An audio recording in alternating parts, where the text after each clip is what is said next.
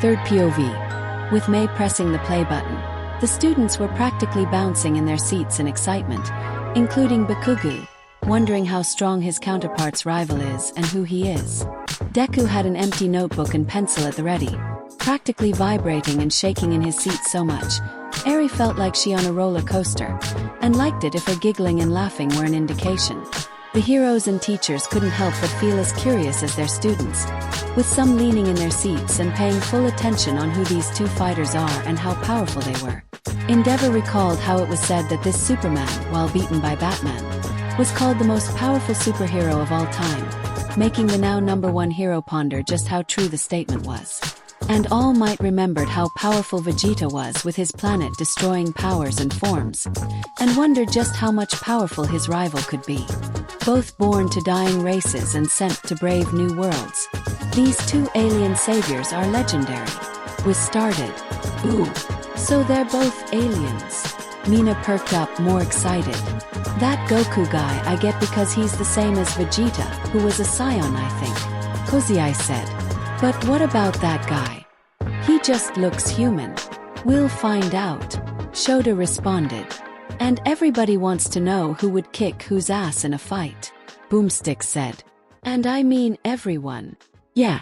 So quit with the intros and just get into it already, Bakuga yelled, his excitement only fueling his impatience. Son Goku, Z-Fighter and the tenacious Super Saiyan. Wiz introduced the first fighter. And Superman, last son of Krypton and the Man of Steel. Boomstick introduced the other. Son of Krypton. Jirota questioned. Like the element Krypton. Maybe they are referring to an alien planet called Krypton. Izuku answered Jirota's confusion. To ensure no questions are left unanswered, we will be acknowledging every official resource for both combatants, though the original writings hold precedence. No mistranslations allowed, Wiz explained. Wizard and Boomstick are taking this battle more seriously than all the others, Momo pointed out. They must really care about these two a lot. They did say that everyone would want to know who would kick the other's ass. So maybe the people who watched their show on their Earth had high expectations for this one and didn't want to disappoint, Kyuka said. Also, as he was retconned and rebuilt in 1980's Excess Crisis on Infinite Earths, we will be examining the modern version of Superman. Modern version? Uraraka questioned. Why wouldn't they use the original one? And considering that Supes pre-86 could make up new superpowers on the fly and destroy entire solar systems by sneezing, probably a good idea. Boomstick agreed. Oh, that makes sense, Uraraka managed to say, while eyebrows were already raised high at the ludicrously insane feat. He's Wiz and I'm Boomstick. Boomstick introduced themselves. And it's our job to analyze their weapons, armor and skills to find out who would win a death battle. Wiz finished the intro. The first combatant was seen in both his younger version and his adult version. Both of them had wild spiky black hair, short, sharp noses, thick black eyebrows over either happy, cheerful eyes or serious, intimidating ones. The younger version was, obviously, short, almost the size of Mineta, and wore an indigo blue GI with a white belt, black sandal shoes and red wristbands. He also was seen mostly with a long red staff that seemed to extend magically and a brown monkey-like tail, similar to his future rival. His older, adult version was significantly taller, with his more defined, muscled body clothed in an orange GI over a blue undershirt and wrapped in a blue belt around the waist, with blue wristbands replacing the red ones. His GI also had two different symbols, one over his left chest and the other, larger one on the back. While the child Goku was enough to make the girls coo at how adorable he was, the adult, muscular Goku elicited approving nods and gazes from the pro-heroines, mostly Midnight and Mount Lady. With Bakugu, he carefully looked over his counterpart's rival. After seeing his blend of goofy smiles and serious glares, a feeling nagged in his head. The 1A Pomeranian did not know what it was, but it made him look over at the excited Deku to his right. Son Goku. Hi-ya! The video began with young Goku, jumping upwards into the air at a stump of wood, which he proceeded to hit and break it into smaller, even pieces of wood. He landed in a crouch as the stacked wood landed on the ground, in front of him. "Whoa," Sen said, impressed.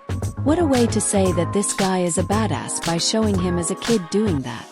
Kakarot was born to a low-class scion warrior, Bardock, and his mother, Jain, on Vegeta, the planet not the king or prince. Was revealed. Bardock shown to be a near-carbon copy of Goku, only with different armor and a scar. He narrowly escaped the extinction of his entire race by the hands of Frisia, thanks to his mother spiriting him away in a pod while his father fought against the tyrant. Like father, like son. They look so alike, Setsuna pointed out. Except the scar, and he looks meaner. So this Goku is another survivor of his species like Vegeta, All Might said. His father was brave to fight valiantly against such a tyrant. Bardock never stood a chance, and neither did Planet Vegeta. But Bardock at least got a weird vision of the future of his son fighting Frisia, and avenging his species. Boomstick pointed out. Bardock receiving that vision and smiling before being consumed in Frisia's planet-destroying energy orb. The sight of Planet Vegeta exploding by the mad, cackling tyrant refueled the hatred and fear towards Frisia, now amplified at seeing Goku's father die firsthand. All Might bowed his head in respect to the fallen warrior. He felt glad that, in his final moments, Bardock found a sense of peace and hope from his son. The orphan was sent to Earth with a single, mentally programmed mission: destroy everything. Then he conveniently bumped his head and forgot about it all. Boomstick exclaimed, showing baby Goku acting aggressive and bratish towards an old man, till he fell off a cliff, bumped his head on a rock, and then starting acting nice. Huh? Nina questioned. So Kakarot was first sent to Earth to destroy it. But he looks so nice and adorable. Wizard claimed that Kakarot's mission was mentally programmed, which most assuredly means that it was brainwashed into his mind. Ida responded, "It is fortunate that that incident helped wipe such a terrible mission from his mind." Also, what kind name is Kakarot? Zero asked. Sounds like that Takaka chick whose part of her name is translated as poop. Background. Full name Son Goku. Birth name Kakarot. Age 53. Body equals 45. Height 175 cm/5 foot 9 inch. Weight 62 kilograms per 137 pounds. Fighter. Married to Chi-Chi. Occupation radish farmer. Masters: Mutant Roshi, Korin, Popo, Kami, North Kai, Old Kai. Dubbed Son Goku by his adopted grandfather, Gohan. His life revolves around combat, was said. He cares little for anything else, unless it involves his friends, family, and food. "Can I have another bowl, please?" Young Goku asked, as piles of once full now empty bowls and plates surrounded him, and his friends and the waiter fell over in shock. "I like this guy." Fat Gum smiled and gave a thumbs up while the rest of the audience were likewise flabbergasted by the amount of food he consumed and was still hungry. "So that's why his name is Son Goku," Ryukyu said, shaking off the shock. Also, his desire for combat does make sense because the Scions was said to be a warrior race. Just like that Vegeta fellow from one of the prior fights. Snipe said. "Bet that this guy is going to have the same golden-haired transformation and key powers." Training. With Grandpa Gohan. Kung Fu and basic training. With Roshi, came Sen and Ryu. Intense labor develops superhuman agility. With Korin. Trains endurance and opponent anticipation. With Kami and Popo. Senses meditation and precision. With King Kai Kyokan. Advanced ki training and 10x gravity. At 12 years old, he was trained by Master Roshi in Kame Sennin Ryu, which pushes a person to superhuman levels through rigorous labors. Boomstick revealed. Goku being shown taught by the skinny old man on Turtle. Kame Sennin Ryu. Pony repeated incorrectly and confused. In Japanese, it's translated to Turtle Hermit style. Itsuka translated. From what I see, it seems that the basis of this style is to perform those trials while weighed down by ways, like a turtle, to train your muscles to become faster and stronger. Kyuka shivered at the sight of the old man. Why does that guy still give me the creeps? She questioned. Why do I feel like I like this guy? Mineta also questioned. Complimenting his scion biology, where they gain greater strength through fatigue and exhaustion, Goku's superhuman strength, speed, and senses skyrocketed. Was added, showing young Goku able to push a boulder almost 5 times his size with little strain. Holy shit! Kirishima exclaimed. That's like 5 times his size. So manly. Izuku recognized some of the training regimens that Goku performed were similar to some of his own training under All Might when he was clearing the beach, like trying to pull that refrigerator with All Might on top. Finding this training style similar and interesting, Izuku wrote down as many of the regiments that he saw, in hopes to test them out later. Fighting techniques. After Image, Zanzuken, Dragon Throw, Mimicry, Rock, Scissor and Paper, Janken, Fist Shockwave, Fist of 8 Hands, Seshuken, Masters, Muston Rashi, Korin, Popo, Kami, North Kai, Old Kai. He developed numerous fighting techniques including the fast-moving afterimage, Fist Shockwave, and the Dragon Throw, his trademark grapple. Was listed, showing Goku moving so fast he was making copies of himself and grabbing opponents and swinging them in circles before tossing them. Jesus, he's so fast! Kaminari exclaimed. Ida's glasses went crooked on the shocked teen's face, mentally reminding himself to train on his speed to try and reach such levels. Hey, that looks kinda like your ex-catapult, Bakubro. Kirishima pointed out, to Bakuga's smugness and Kamakiri's phantom sores, of being victim to said ex-catapult, flared up. I wonder if I can do the same with my tail. Ojiro pondered, imagining grappling someone with his tail and then spin them around before tossing them. At 15 he was already so powerful that the only worthy teachers left were gods. And a talking super-fast cat, but mostly gods. Boomstick exclaimed dramatically. He was only a kid and his power level was already enormous. Vegeta gritted his teeth in anger and destroyed the scanner in his hands. It's over 9,000 dash. Wait, not yet. Boomstick paused the video, and showing a fast-forward summary of the Dragon Ball Z series till that moment. Okay, now it is. Wow, that was so cool! Izuku exclaimed in awe. He did all that. You actually were able to understand all that, Deku? Uraraka asked, surprised. Yeah, well, a bit, Izuku said. Like fighting that other scion that looked like him a bit. How he died in that fight. Training in some kind of afterlife place with that blue guy and then coming back. What? Died? The students looked at him like he was crazy. Why, yeah, Izuku replied. He got shot through the chest with a laser beam. And he had some sort of halo on his head like he was dead. And this is the same world where Vegeta was revived from the Dragon Balls. So resurrection isn't impossible here. Your powers of analysis are actually quite frightening, Izuku. Momo spoke honestly, the rest of the classes and teachers agreed. What? 9,000? Nappa yelled in shock. False! Was suddenly exclaimed. A big red false plastered in the middle. In the Japanese manga, Goku's power level at that time was 8,000. But it doesn't even matter because power levels are absurd. The entire point of introducing them was to show how unreliable and meaningless they were. Wiz quoted the last sentence from Kanzenshu. By relying on power levels, the villains constantly underestimated the heroes. Therefore, using them to judge Goku's abilities is pointless. Interesting. Nizu hummed in thought. A rather flawed process of defining one's physical prowess that worked in the hero's favor. I wonder if such technology would possible for us to define a villain's threat level. That sounds actually interesting, David Shield said, himself pondering at the idea. However, while we can analyze a quirk's power and status through its alpha particles, that still requires extensive medical equipment and the subject's DNA samples. So to try and do the same with someone with only a scanner and no prior records of the quirk, it would be difficult. And I worry that even if such device would work, it could be rather misleading with those with non-combative quirks, like erasers and midnights, or strong quirkless individuals like Batman. Power Loader argued. Agreed, Shield replied. Besides, the Daisenshu says that. Dai what now? Boomstick asked confused.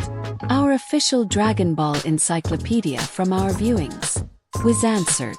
It states power levels eventually become immeasurable, not because they are so high they can't be measured, but because the characters and hopefully the audience have realized just how futile these numbers are. I'm still 10 times stronger than you are. A wild black mane-haired Raditz proclaimed. That may be true, but strength isn't the only thing that matters, Goku declared defiantly. Izuku and All Might smiled, agreeing with the pure-hearted warrior's words. They themselves were considered weak and powerless in a world full of superpowers, and both deemed worthy and were granted one of the strongest quirks of them all by something other than strength. We cannot judge Goku by his power level, nor can we through power scaling, the theory that he can achieve the same feats as lesser Dragon Ball characters. Wiz explained their methods. Goku's abilities are tailored to his personal training and experiences, not to mention anatomy. I'm rather impressed with the effort they are putting into this battle.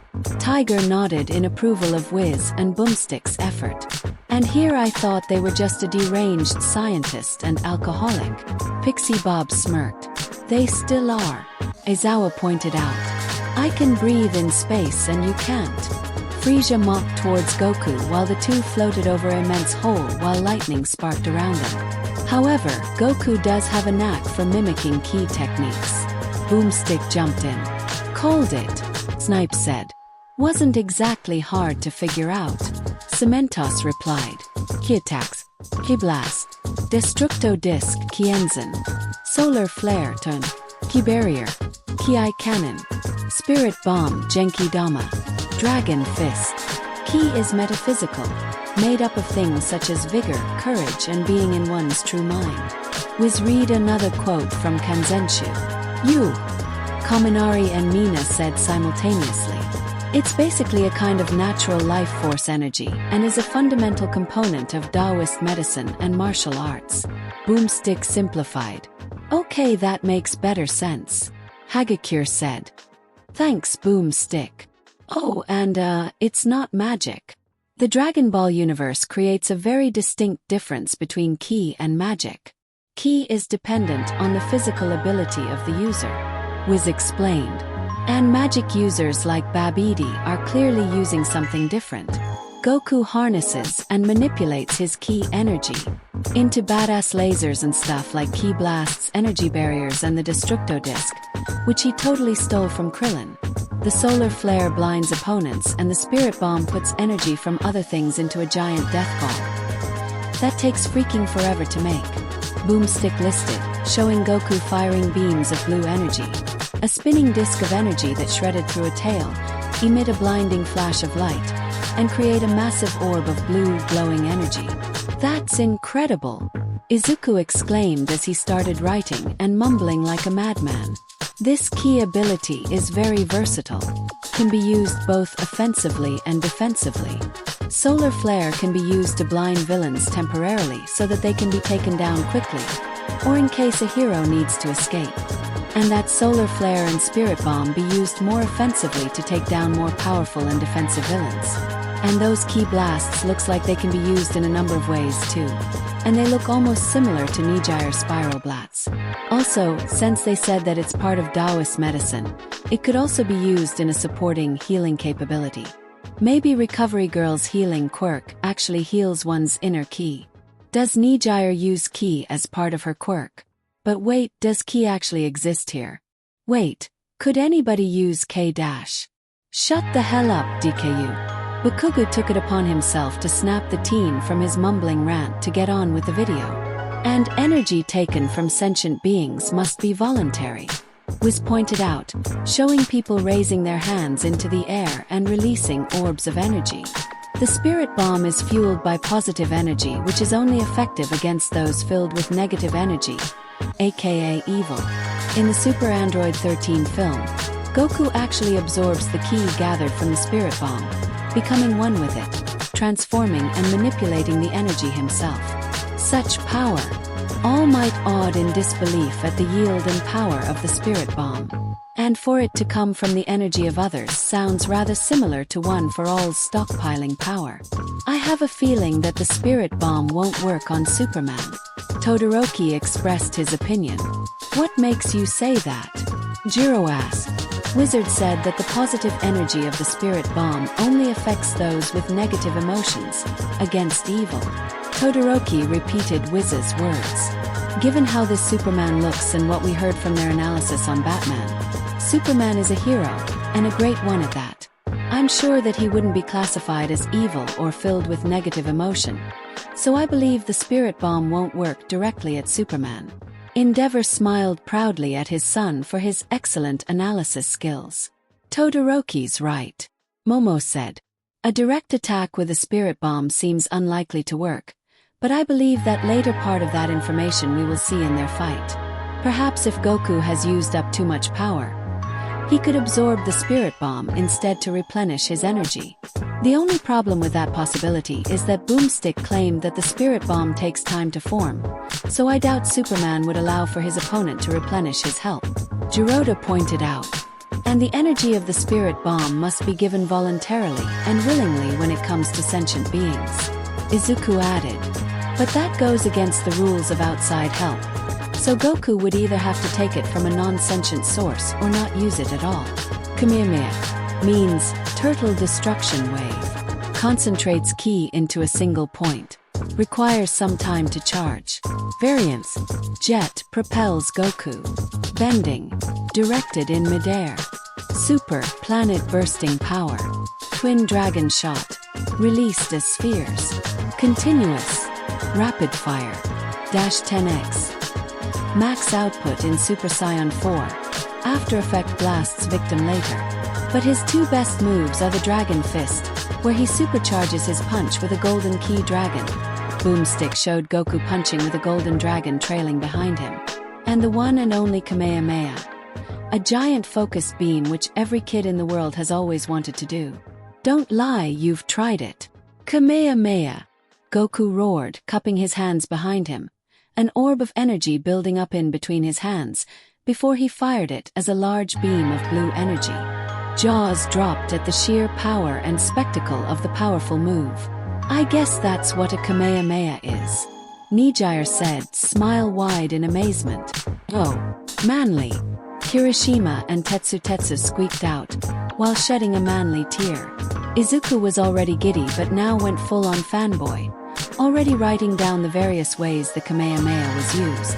Nijire felt her brain light up, looking at her hands and wondering if she could condense her own vitality into such a powerful blast. Meanwhile, Bakugo couldn't help but smirk in pride, imagining his AP shot to be rather similar to this attack. Kamehameha. Eri and Kuta both attempted to do the move, with Kuta even mimicking the attack with his water quirk spraying out some water. The students and adults chuckled and laughed at the enthusiasm and nature of the two children, Mirio ruffling Eri's head affectionately, while Deku patted both Eri and Kuta's heads, the two pleased by the attention. Key manipulation.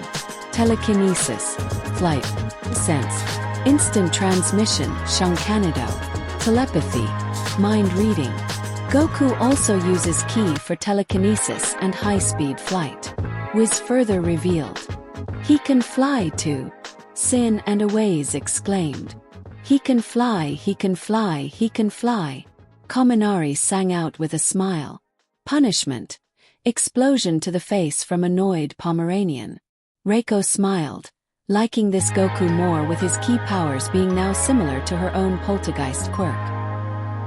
He can even sense the power and location of other key sources and then teleport directly to them with instant transmission. And he can teleport, Mineta exclaimed. Which is light speed, Boomstick exclaimed. You dematerialize and travel as a mass of light, Goku explained to future Trunks. Again false. Wiz jumped in again and declared. This is another mistake in translation. According to the original manga, instant transmission is, well, instant. Another quote from Kanzenshu. Its only flaw is that it requires concentrated focus. It's no good. I can't concentrate. Goku mentally said as he flew away from an encroaching red energy wave. Also, he can read minds. Wiz added, Goku placing his head on a 6-tattooed little man. This key power is rather impressive to perform so many different powers. Vlad King hummed out. Not only does this Goku already appear that have firepower that can surpass many of our own heroes with such powers and possesses telepathy that surpasses Mandalay's, but can teleport like Kurogiri. His teleportation appears actually better than Kurogiri's. Nizu pointed out. Kurogiri's warp gates require for him to be aware of where he is sending them, and requires a person's exact coordinates to warp others from other locations. However, Son Goku's teleportation can easily meet those requirements by sensing their own ki and instantly, while Kurogiri's requires some time. Wait, what? Is there no limit to this ki thing? Boomstick questioned. That's what I was thinking, Kozai said. Taught by North King Kai. Multiplies ki and physical power. Too much strain can be fatal. Multiplication amount is controlled. Goku's highest multiplication, 20x. There is. Wiz responded. Goku being bathed in red energy and suddenly becoming faster and stronger. Goku draws from a finite pool of ki energy. So to increase his power, Goku perfected the art of Kaioken. This amplifies Goku's ki, multiplying his strength, speed, defense and so on. This and the instant transmission and spirit bomb were taught to him by North King Kai under 10 times the gravity of Earth. He can multiply his power, Melissa said shocked. 10 times Earth's gravity, Uraraka exclaimed too. That's amazing. Actually Uraraka, could you be able to do that? Deku asked. What do you mean? Uraraka asked back. Your zero gravity quirk can nullify a person's gravity by touching them. Deku replied. But you can't actually be nullifying gravity entirely. This has always been bugging me, but when you saved me during the entrance exam, if you did in fact nullify Earth's gravitational field on me, I would have still kept moving downward at the same rate of velocity. The only way to could have arrested my motion would be if you were actually removing my mass and altering my momentum. Think about it. Gravity is dependent on the mass of the object and the Earth's. So removing the mass of an object would make the Earth's force of gravity on that object zero. It would also explain why you stopped me from falling. If my mass was less than the air around me, then I would have been suspended or decelerated by the air. Uraraka and the rest of the group went wide-eyed at the revelation, but kept quiet to let Deku continue. So if all this time you have been actually altering mass and momentum, then could it be possible to reverse your quirk and increase the mass and, therefore, gravity of an object? Izuku finished.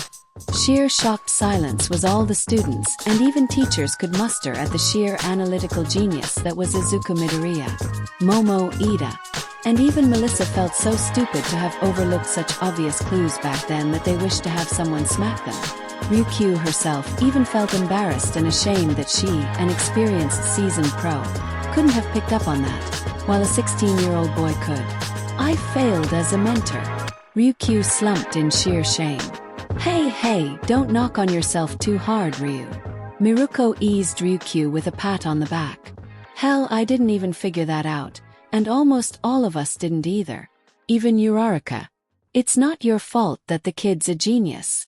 Uraraka looked at the stubs on her hands that helped use her quirk, pondering if Deku was right. How stupid she and the doctors who told her and her parents were about her quirk. It does make sense. Uraraka thought. I never thought about it like that. See, could all this time I could have been increasing people's mass and gravity instead of cancelling it. The mere idea and possibilities that Deku opened up for her nearly made Uraraka lunge at the boy and suck his face till he passed out. Very nearly. Bravo! Bravo! Nizu clapped his hands in sheer laughter and joy. How marvelously put, Mr. Midoriya. Wait, you mean the kids, right? My question. Oh no, I don't presume to fully support Midoriya's suggestion. Nizu replied. I merely am congratulating how impressive his developed analysis and deduction skills are. Whether he was right is another topic entirely. However, I have had my suspicions regarding Ms. Uraraka's true extent and meaning of her quirk, and was planning to discuss with her about it. Ms. Uraraka, if you wouldn't mind testing Midoriya's hypothesis, I would be more than happy to help re-examine your quirk with the best quirk doctors at our disposal. Mizu offered. And you wouldn't have to pay a cent. I would be more than happy to use my own finances to help discover the full potential of one of my students. After the mention of the offer being free was mentioned, Uraraka quickly nodded her head so fast. Her friends were concerned that she was going to get whiplash. Yes, I would be more than happy, Principal Nizu, sir. Uraraka calmed down. Nizu nodded pleased and gestured for them to continue with the video. Only one problem. It puts a giant strain on his body and can even kill him. Boomstick said.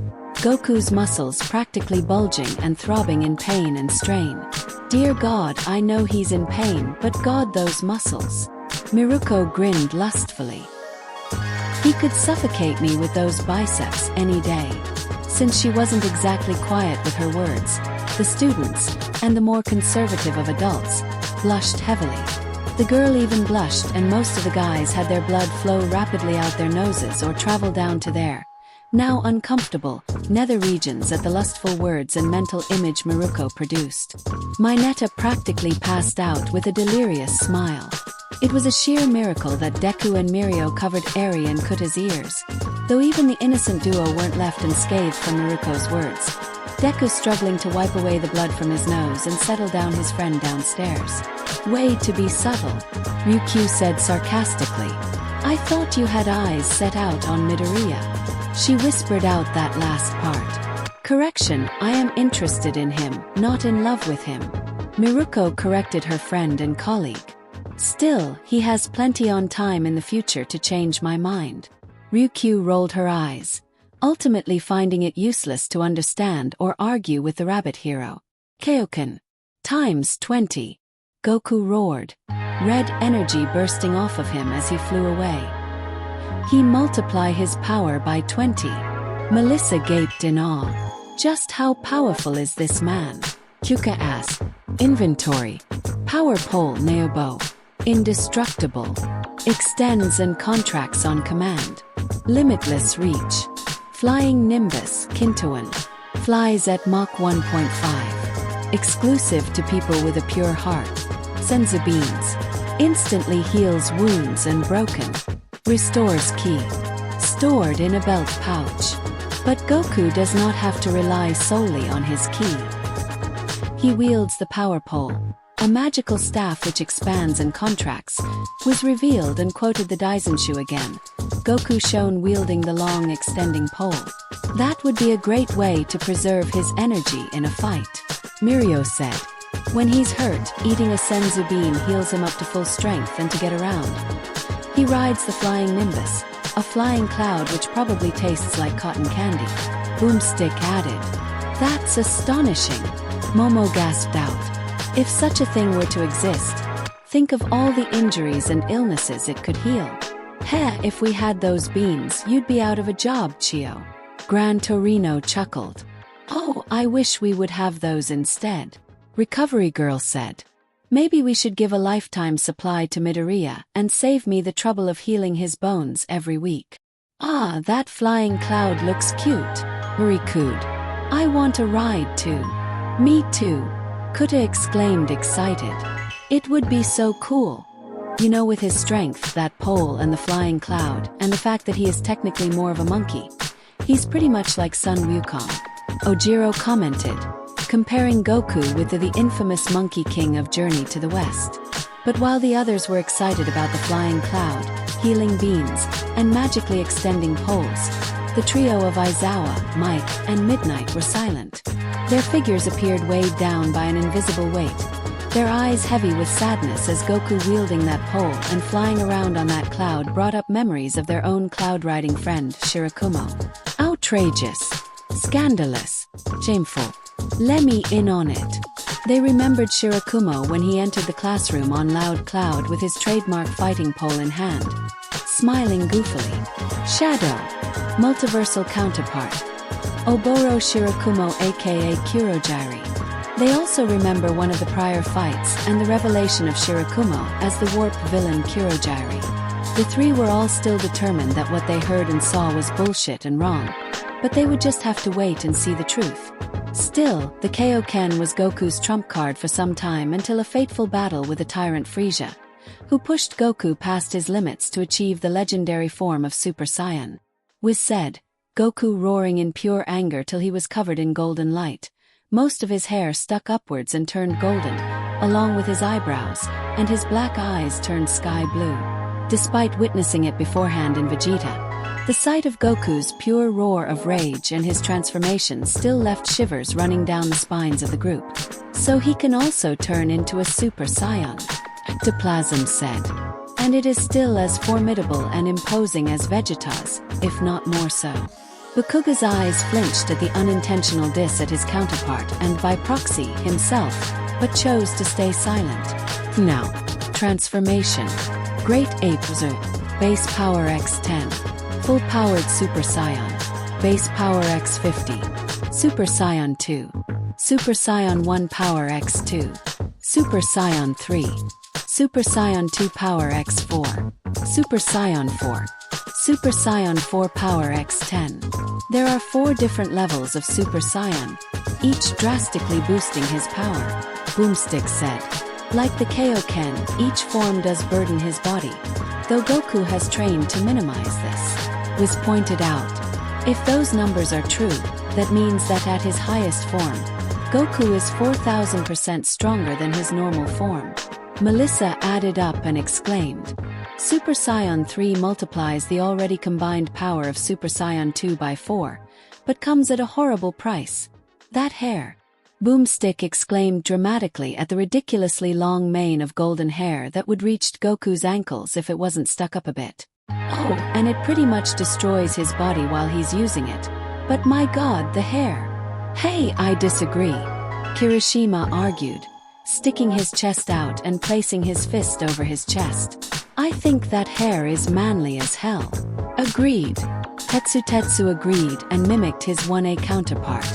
Kaminari and Mineta shook hands, betting that by 10 years' time, either one or both hardheads will grow out a mane of their own. Fortunately for Goku, the life-sapping Super Saiyan 3 would be trumped by his final transformation. Super Saiyan 4 was revealed the form, which had Goku's blonde hair switched back to black yet still long enough to flow down his shoulders, eyeshadow over his glaring eyes, pink fur covering most of his body, saving the middle of his chest, mustard yellow harem pants covered his legs, with his pink tail sticking out. This form alters his body to better endure the 4,000x power increase. Despite hearing it from Melissa, she and the rest of the audience couldn't help but drop their jaws at the menacing aura and power of Super Saiyan 4. He looks so cool. Kuta gawked in amazement. And he's pink, Mina exclaimed cheerfully. Please be Midori. Please be Midori. Please be Midori. The pink-haired girl internally prayed for the badass Saiyan to get better, complete with pink fur and eyeshadow. Fear the ultimate form. Boomstick declared dramatically for the 3rd time. With each transformation minus full power Super Saiyan 1, Goku loses some self-control, becoming more violent and instinct-prone. Wiz revealed, when I'm at this power level, it's hard for me to listen to reason. I just lose control. Goku said menacingly towards his opponent that looked like a dragon. Shivers ran down the students and some of the adults, spines at the menacing tone on the yet smiling Saiyan. So the greater power he achieves through these transformations, the more at risk he is of losing control and into violence. Jirota summarized, rather similar consequence to my own quirk. And he completely loses his shit when he turns into his great ape form. Boomstick added, young Goku transforming into a gigantic long-snout gorilla-like monster. He can turn into that, Kaminari exclaimed in shock. The great ape form is a transformation all Saiyans go through when in contact with the full moon, sort of like a werewolf, Wiz explained. Though this transformation and Super Saiyan 4 require for Goku to have his tail. The first time Goku has ever turned into this form, as an inexperienced toddler, he lost control, resulting in the accidental death of his adopted grandfather. Oh no, that's so sad. Uraraka whined sadly. Izuku looked down at Eri, hugging him tightly with a sad frown at the fate of Grandpa Gohan. After the successful raid on Shai Hosakai, the authorities searched through the records of the base and interrogated Chisaki after they reacquired him, and they discovered more on Eri's past. How she was dumped onto her grandfather, the original leader of the Hosakai, by her mother after Eri's quirk emerged and accidentally rewound her father out of existence. Now her father is gone, her mother abandoned her, and her only remaining relative is in coma that can't be awoken from. They never told Eri is. After being informed, Izuku, Mirio, and the teachers felt it best to not tell Eri about it so soon after her rescue. The poor girl already suffered a lifetime of hell and only was recently getting over her past and training to control her quirk. To tell her now would only thrust her back into that darkness they pulled her from and perhaps even cause her to lose control of her quirk. I'll tell her. One day, Izuku thought as he rubbed Eri's back much to her smile. But for now, I'll do everything I can to keep her smile wide and hopeful.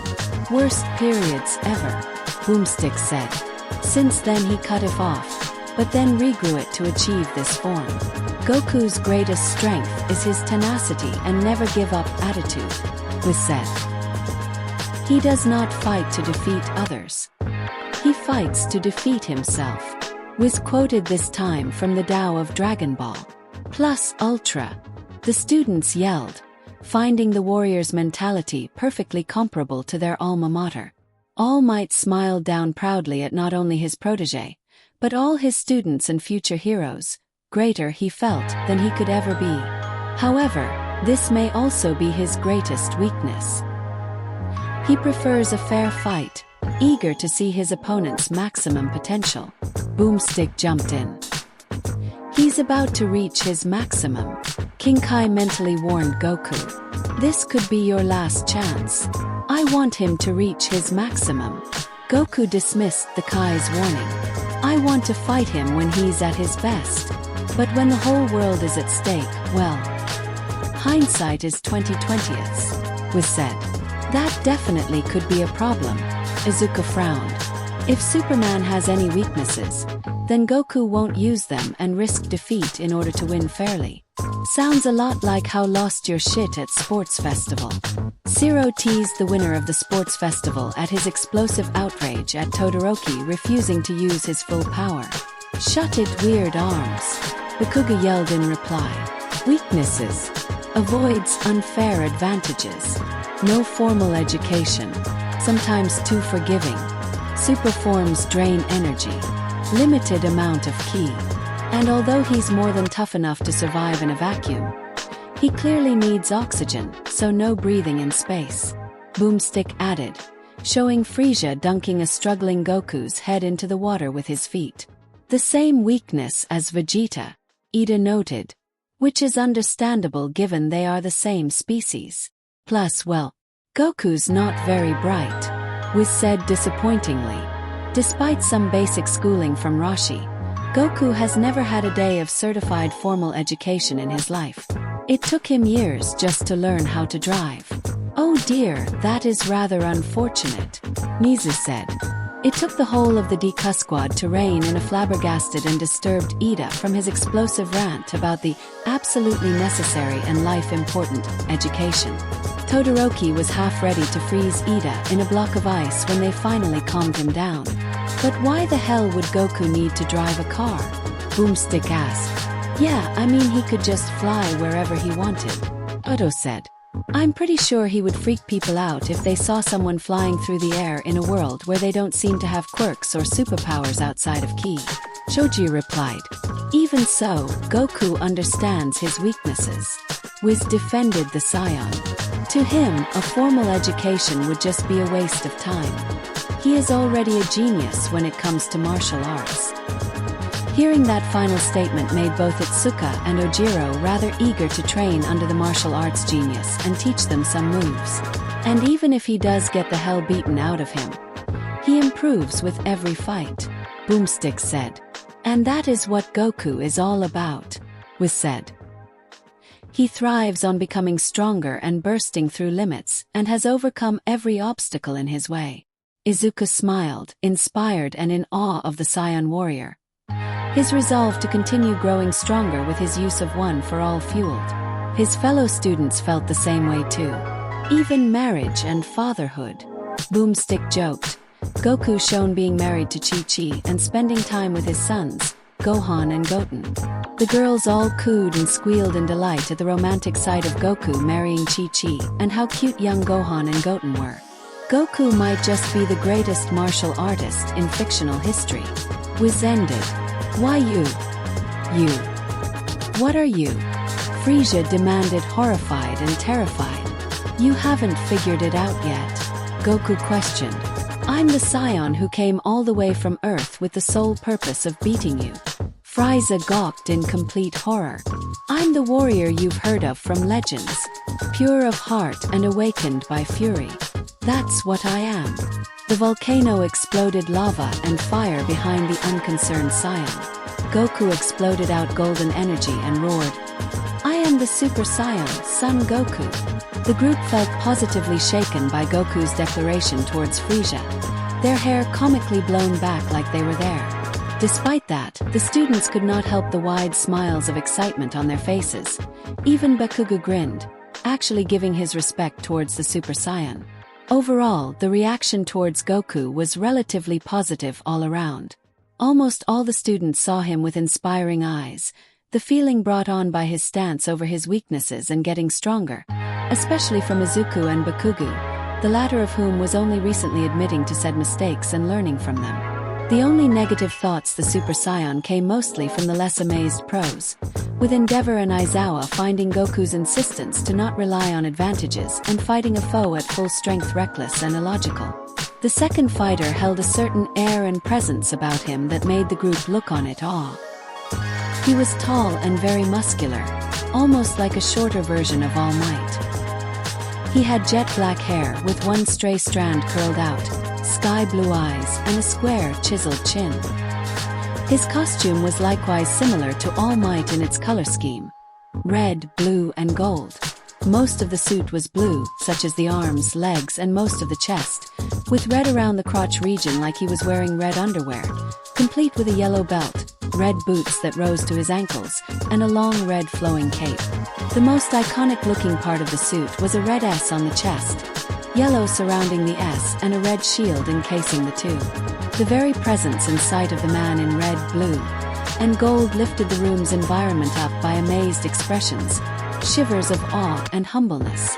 Izuku and most of his fellow students couldn't help but feel like they were looking at All Might's clone by similar feeling the Man of Steel gave off compared to the symbol of peace. Even All Might smiled, impressed and in awe himself off the imposing strength and presence of the world's fist superhero. Superman. My son was in the bus. He saw what Clark did. The video began with a woman speaking as a school bus fell into a river, nearly drowning the children inside, only for it to be pushed onto land, with a girl looking back to see a young Clark outside and the one who pushed them to safety before Clark fled. Kal-El was born a Kryptonian on the planet Krypton, born to a high-class scientist, Jor-El, and his wife Lara. Wiz began. He narrowly escaped the self-imposed destruction of his homeworld when his father sent him to Earth with the goal of survival and preserving human life. That's almost Goku's whole backstory to a T, Hananuki said. Well, except that he was sent there to protect the planet, not destroy it. Korwaro pointed out. Also they said that his homeworld's destruction was self-imposed. Bondo also pointed out. Does that mean that Superman's own people caused their world's destruction? Seems so, Shota said. Though the only way they could have destroyed their own planet to that extent would be if they tapped into and destabilized the core of the planet. Kryptonian. Izuku mouthed as he began writing in his notebook on the last son of Krypton. Well, what a coincidence. Boomstick exclaimed sarcastically. Except for the whole saving human life thing. Background. Alternate identity. Clark Joseph Kent. Birth name, Cole.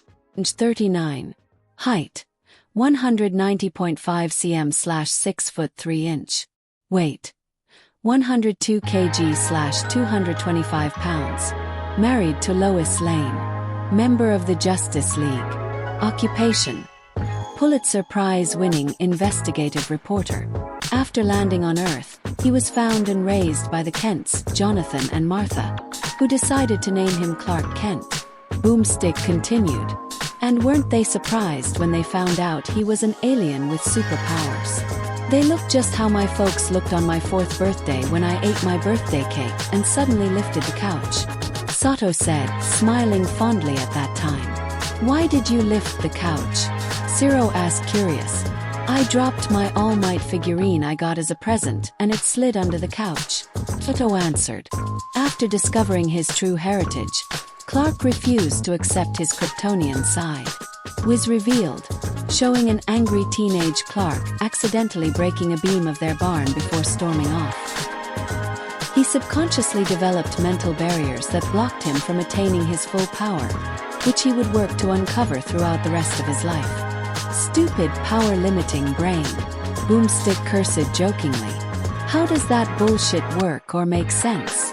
Bakuga yelled, both confused and angry. It's not uncommon. Hound Dog growled out before calming down. There have been psychological studies about kids blocking traumatic memories subconsciously, and Clark would definitely be traumatized if he found out his mother and father weren't his parents at all, and that he was an alien. After graduating college in 2 years and traveling the world as a secret superhero, Clark moved to the city of Metropolis as an investigative reporter and donned the red and blue to publicly announce his presence as the Superman, defender of truth, justice, and the American way. Wiz continued. Reminds me of you and your debut in America, Toshi. David replied, fondly remembering that day. Ha ha ha. All Might laughed as he buffed up. Yes, I feel honored and humbled to experience such a similar path in life by another promising hero, and to inspire the safe virtues that my time in America instilled in me. Until he renounced his American citizenship. All Might debuffed and coughed blood in surprise. Why did he do that? Pony, the fellow American, asked, confused. From that text, it looks like he's renouncing it, so that his actions aren't classified as the US or for its laws to affect him. Setsuna replied, detaching and floating her eyeball closer to inspect Superman's dialogue. I suppose that makes sense, Suka said. He is technically an intergalactic alien, so he could do that fairly easily, and it would allow Superman to operate more freely, especially internationally. But wouldn't that make him more of an vigilante than a hero? Nas. I mean, hero work internationally isn't that big of pain to work out, right? You'd be surprised, kid.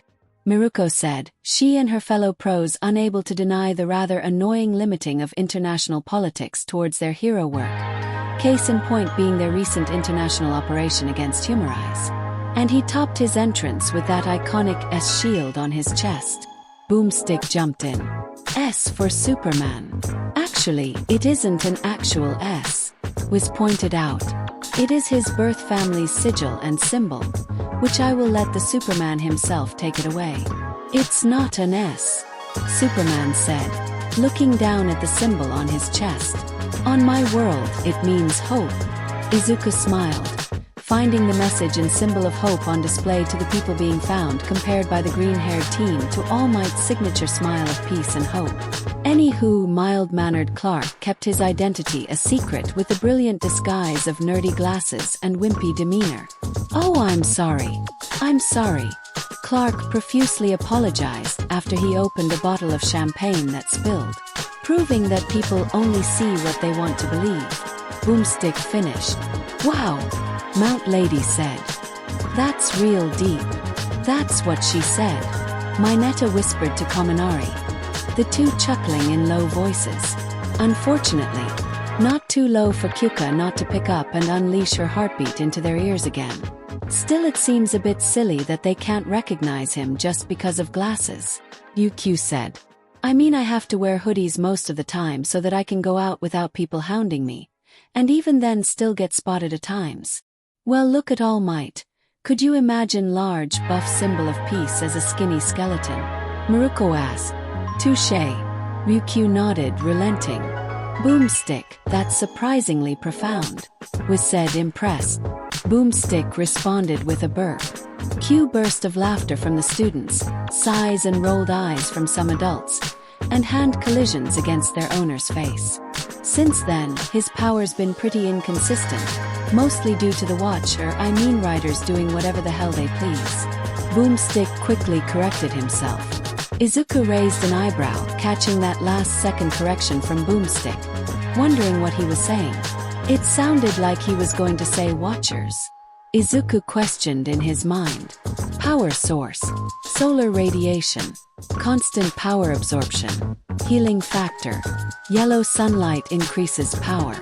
Minus 2,700K to 5,500K. Red sunlight has no effect. 2,700K. Blue sunlight doubles increase. 5,500K. Its new abilities. Well, there is a legitimate explanation. Wiz explained. Superman's powers are dependent on the ultrasolar rays of the sun. By absorbing yellow or blue sunlight, his power rises.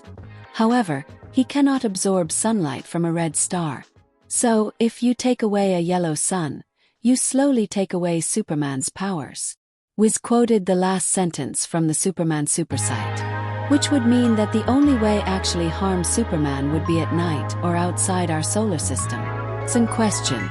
Not necessarily, Suka said.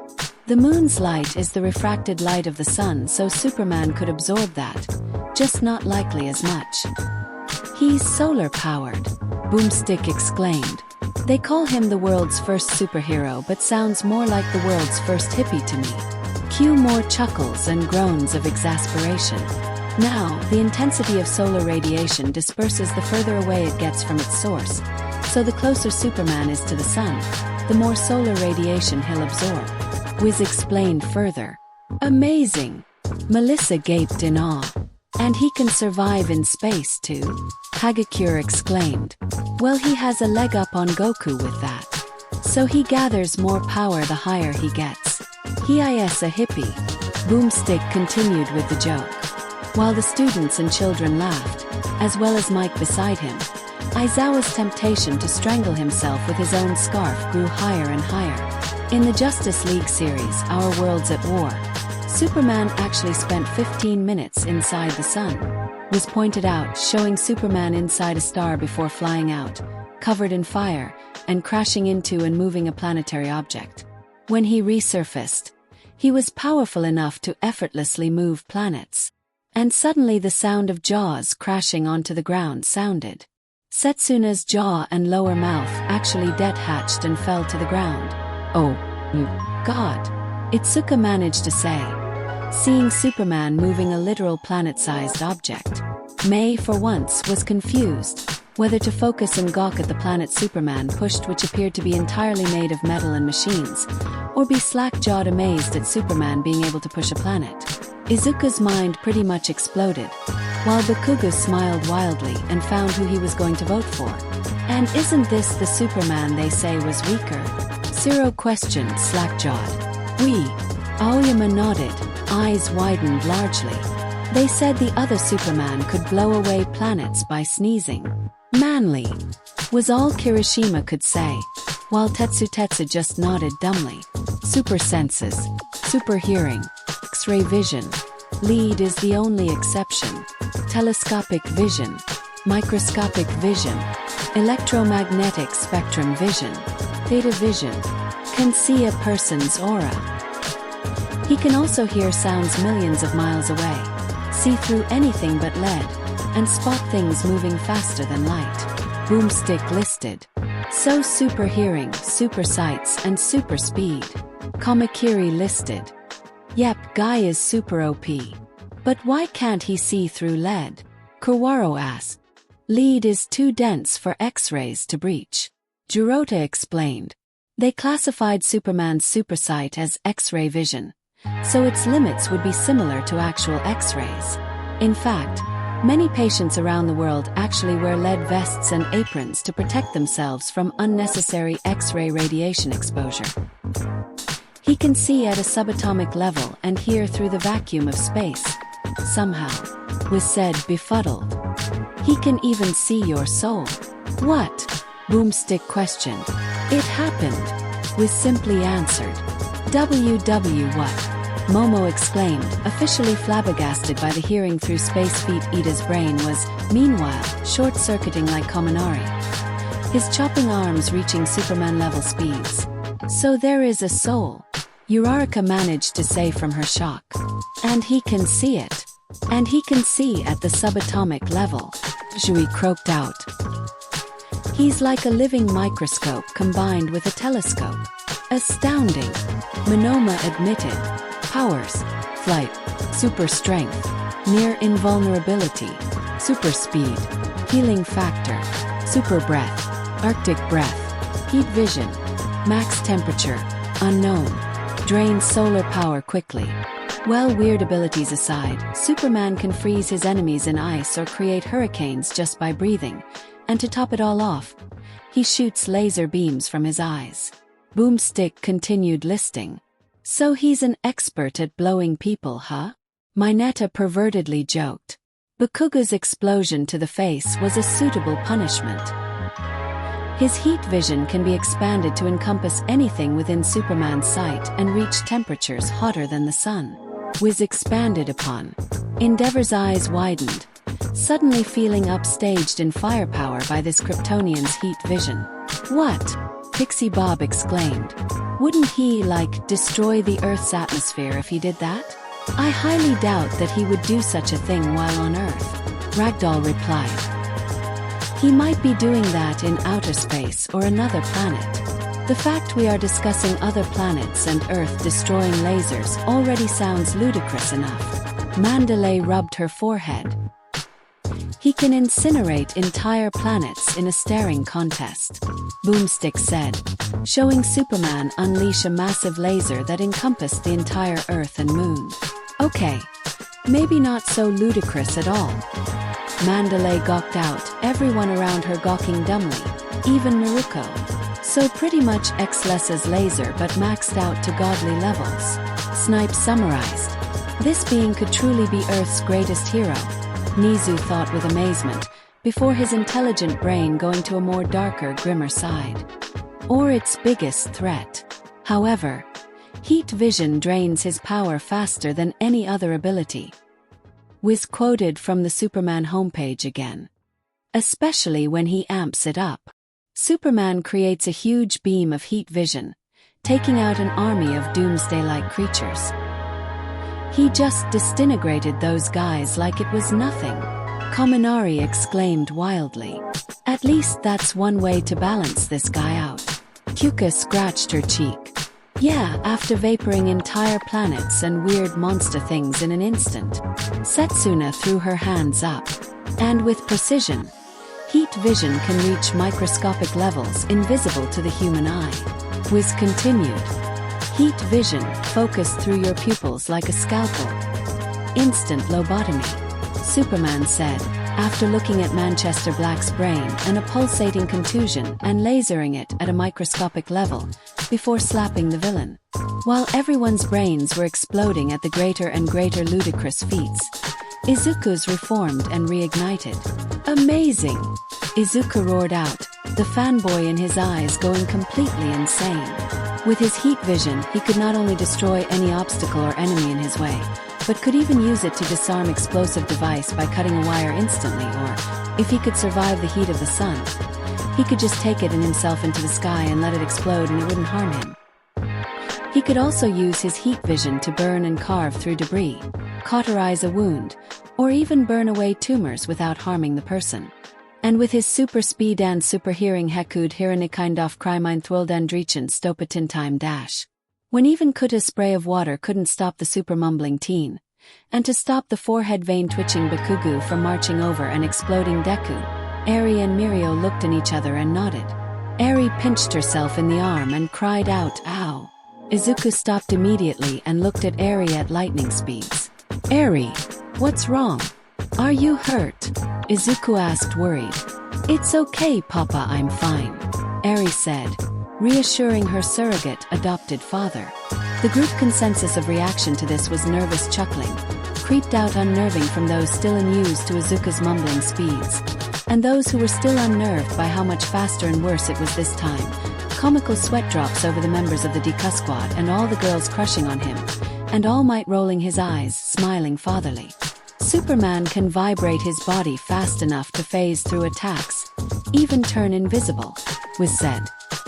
He can turn invisible too, Hagakure exclaimed, slightly angry, and worried about her usefulness and uniqueness, when so many of the fighters they saw could turn invisible or near invisible. Sensing her distress, Izuku placed his hand comfortingly on Hagakure's knee. Hagakure looked up to see Midoriya looking straight at her with comforting eyes. "Hey, don't feel so down, Hagakure," Izuku said. "Even if there are others that can turn invisible, you still are unique and worthy to be here. How many people can not only be invisible but can also refract light and energy, blind people with light, and even make other things invisible? Your quirk is amazing, and you, only you, make it even better." Hagakure was silent as she gazed wide-eyed. Not others could tell, at her classmate and crush/growing love. Damn, Hagakure mentally choked up.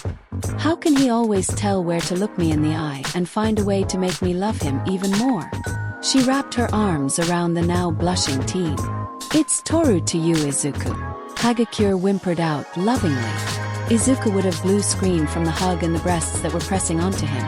But hearing the whimper in her voice and the wetness gathering near his face, Izuku calmed down and hugged her back, waiting for her to calm down and let it all out. The scene was touching enough to their viewing audience that even the jealous girls smiled warmly and teared up at their crush, comforting their rival from her insecurities. Infinite mass punch. Acceleration to near light speed creates relativistic mass. Impact equivalent to 10 octillion megatons. Uses a lot of energy. Planet busting. Speed force regulates durability if necessary, ensuring survival.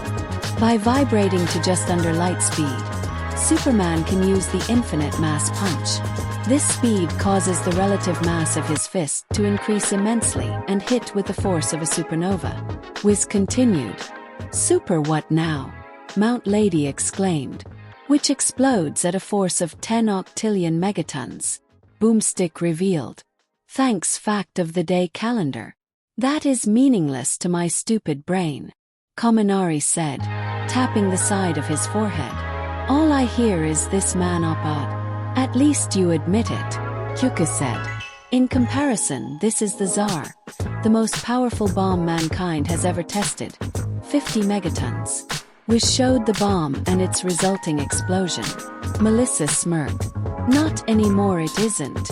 Thought, remembering her father talking about the intercontinental missiles, Tiamat. "So that punch is like 200 septillion supernukes." Boomstick showed the math. "That's 24 zeros, bitches. But definitely not that strong." Melissa thought again. "Okay, that makes more sense," Kaminari said. "Still means this guy is the strongest guy we have ever seen so far." The audience nodded in agreement. Genius intellect, superbrain, perfect photographic memory, technological genius, master tactician, can read and memorize DNA, taught all remaining Kryptonian knowledge by Jor-El's consciousness. Superman is not only strong, but a genius with a superbrain that can process information thousands of times faster than an average human. Wiz further revealed. He is capable of strategic fighting, even while traveling 8 times the speed of light. So he's not only OP as fuck, but also a genius that can fight strategically while going that fast. Miruko summarized and went silent for a few seconds. "I want to fight him so bad." "You'll lose," Ryukyu stated definitely. "I know." Miruko nodded, accepting that if she actually did fight the Man of Steel, he would definitely turn her into charred paste. "But I still want to. Martial arts. Pressure points with Batman. Hand-to-hand with Wonder Woman. Boxing with Wildcat.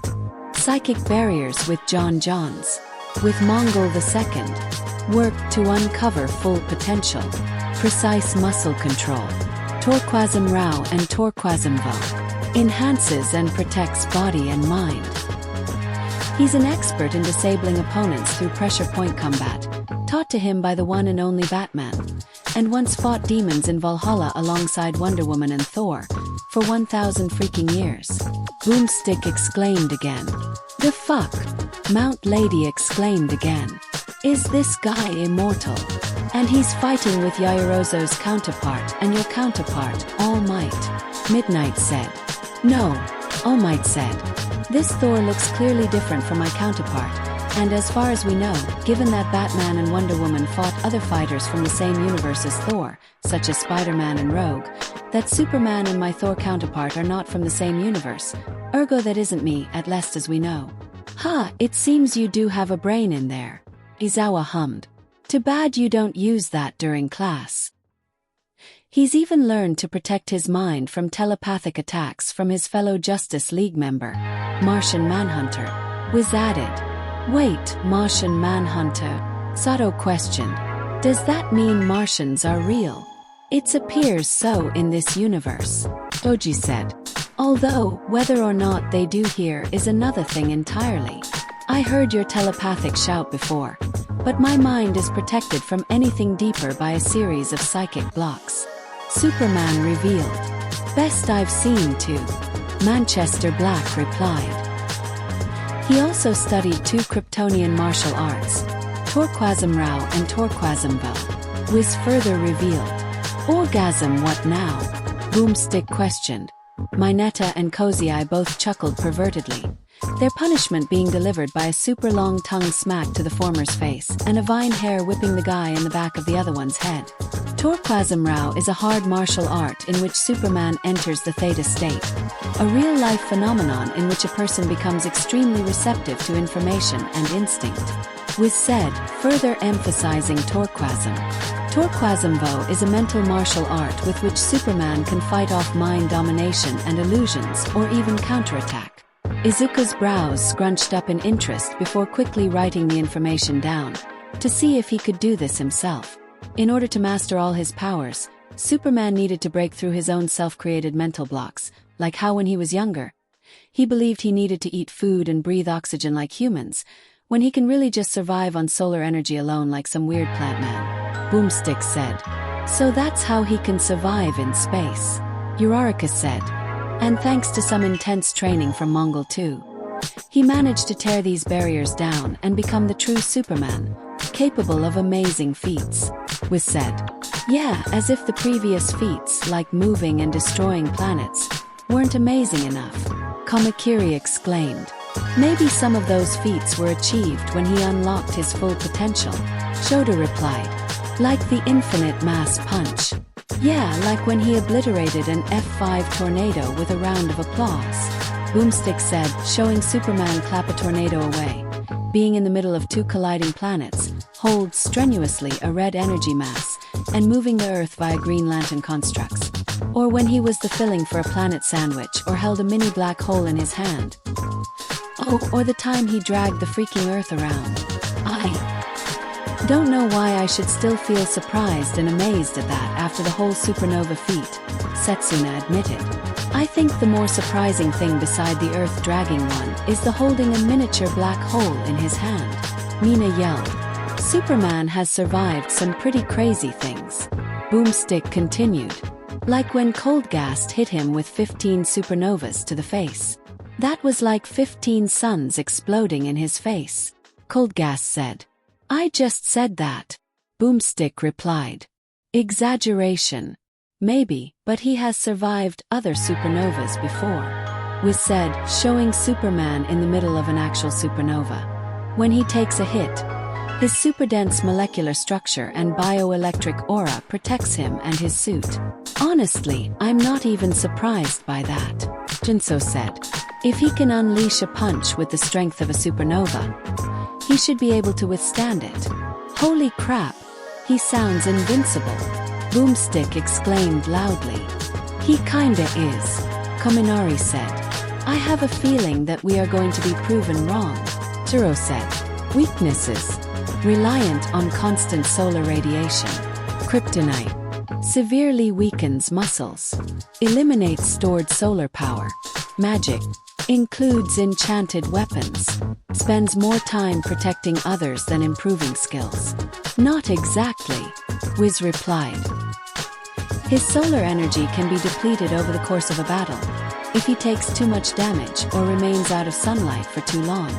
This is how the monster Doomsday was able to kill him. What?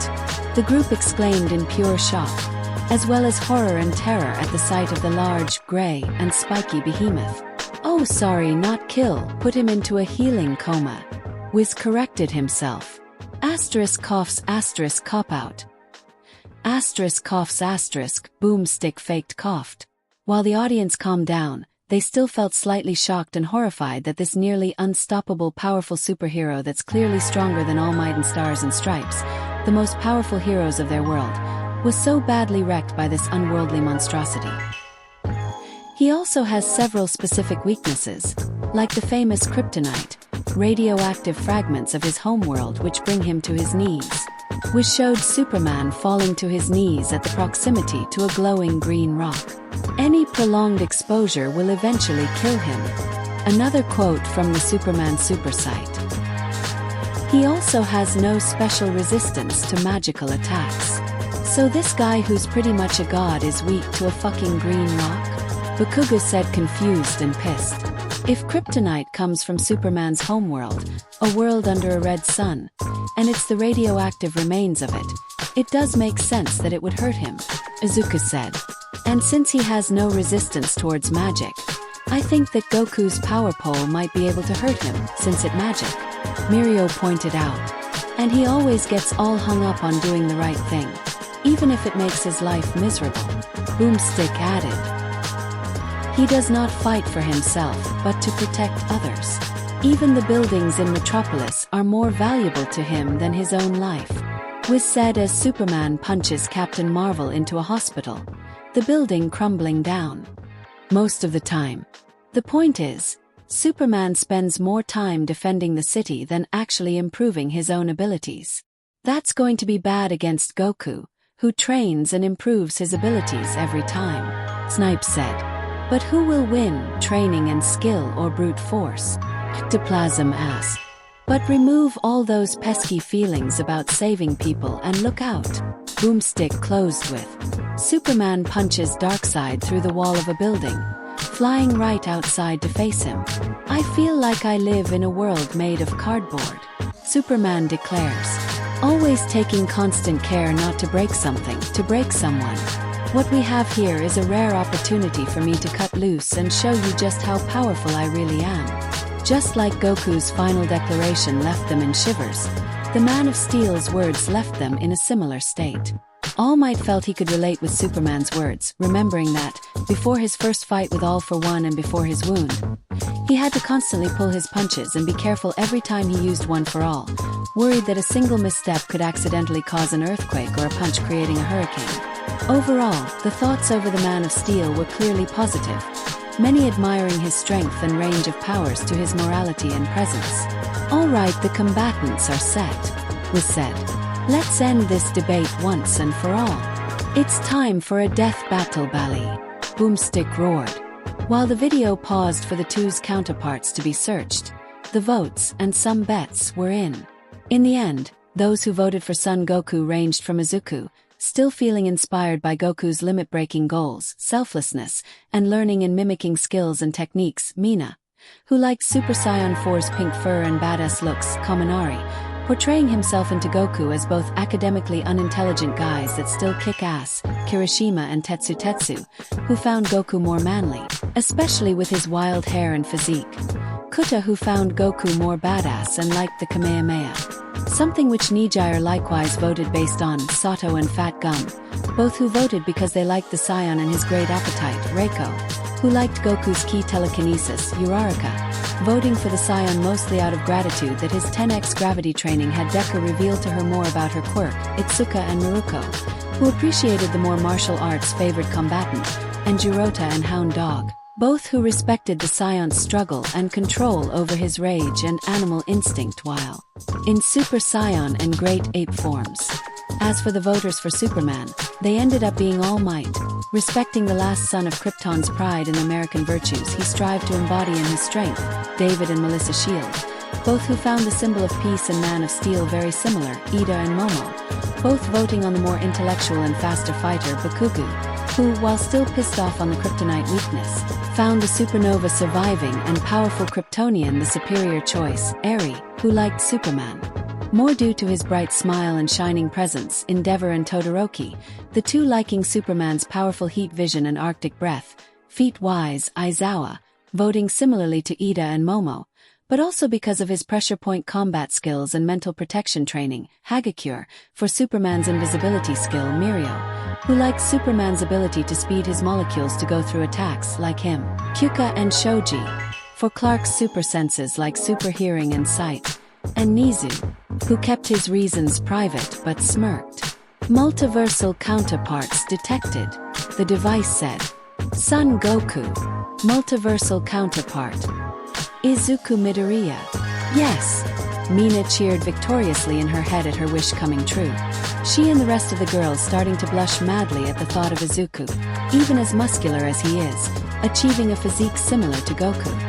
Ryukyu looked to see Maruko perk and look at Midoriya like a piece of meat again, and sighed, wishing the green-haired teen the best of luck. That's awesome. Kuta cheered. Isn't it awesome that you are Goku, Midoriya? Izuku blushed embarrassed and rubbed his neck. I guess it is, he replied. Thank you so much for the support, Kuta. Kuta realized his overexcitement, blushing before calming himself down. Why yeah, whatever, Kuta said, childishly putting up his tough guy act again. Well, in retrospect, I guess it makes sense that Midoriya's Goku. Kaminari shrugged. Just like Goku is the superior rival to Vegeta, it's the same with Midoriya and Baku Dash. The hell Deku's better than me. Bakuga roared in anger before pointing at Deku. You. Rikyu. Prepare to get beaten by Superman, you nerd. Sure thing, Kaken. Izuku merely said with a smile. I'll give it my best. Stop smiling, Kaken demanded. Superman. Multiversal counterpart. Toshinori Yagi aka All Might. I knew it, Hagakure exclaimed. He and All Might just looked and felt too similar. Oh boy. Melissa's sweat dropped as she looked to her left. I knew that Uncle might be Superman, but now that you're Goku, Deku. Well, said green-haired that she looked at you positively mortified that he was fighting against All Might's counterpart, with his idol equally so at the knowledge that he would be fighting his protege/surrogate son to the death. Todoroki looked at the two sympathetically. That father and son, one's in a good relationship, should have to fight each other, while Endeavor pettily wondered if he can take his vote back. Additional counterparts detected, the device suddenly said. Oh, we got more, Momo said. I wonder who they are. I bet it's going to be that Lois Lane girl that Superman's married to, Kyuka replied. Chi-Chi. Multiversal counterpart. Ochiko Uraraka. Izuku and Uraraka both blushed red hot. While Izuku was blue screening, unable to process the information, Uraraka floated away, mumbling almost as much as Deku. Azui managed to grab her with her tongue, thought almost didn't want to in a brief instance of petty jealousy that her fellow girls felt too. Lois Lane. Multiversal counterpart. Enko Midoriya. Yay! Eri clapped and cheered. Grandma Inko and Grandpa Might are together here too. Izuku snapped out of his blue screen at the name, and soon descended into a protective and betrayed anger as he whirled his gaze over towards All Might, the symbol of peace sitting perfectly still, wondering if he stood so still, that Midoriya wouldn't notice him. Or pondering if he should try tapping into his buff form and whatever power of one for all he still has to book at safety. Well, this awkward, Kaminari said. Todoroki didn't feel the same way, using everything he has to not jump up from his seat and into a happy jig. After everyone calmed down, mostly Deku, the video continued and began the fight. It began in Metropolis, Superman standing on top of the Daily Planet's globe and surveying the city he loved. His super hearing ears perked up, hearing an approaching object. He turned behind him to see Goku, with his power pole strapped to his back, flying towards him on his flying nimbus, stopping before the Man of Steel. "Hey there," Goku greeted cheerfully. "Ah, he's looks so nice and happy." Pony smiled. "Yeah, like they aren't going to be battling to the death," Setsuna said sarcastically. "Ah, hello," Superman greeted back, confused at what he saw in front of him. "You look pretty strong. Let's fight," Goku suddenly declared. "Wait, that's it?" Sen questioned. "Just like that?" Well, Goku was said to be eager to battle. Awais answered. "And it's not like the other fights were any different." "True," Sen conceded. "Fight?" Superman questioned, surprised. "Well, that's not really what I do dash." Goku cut the Man of Steel off by charging and firing a ki blast at Superman, who quickly knocked it away. "Hey, that was cheap move," Kirishima yelled. He didn't even agree. Superman flies forward in response, knocking Goku off the Nimbus. Goku falls but backflips and lands safely on the ground, while Superman landed across the street from him.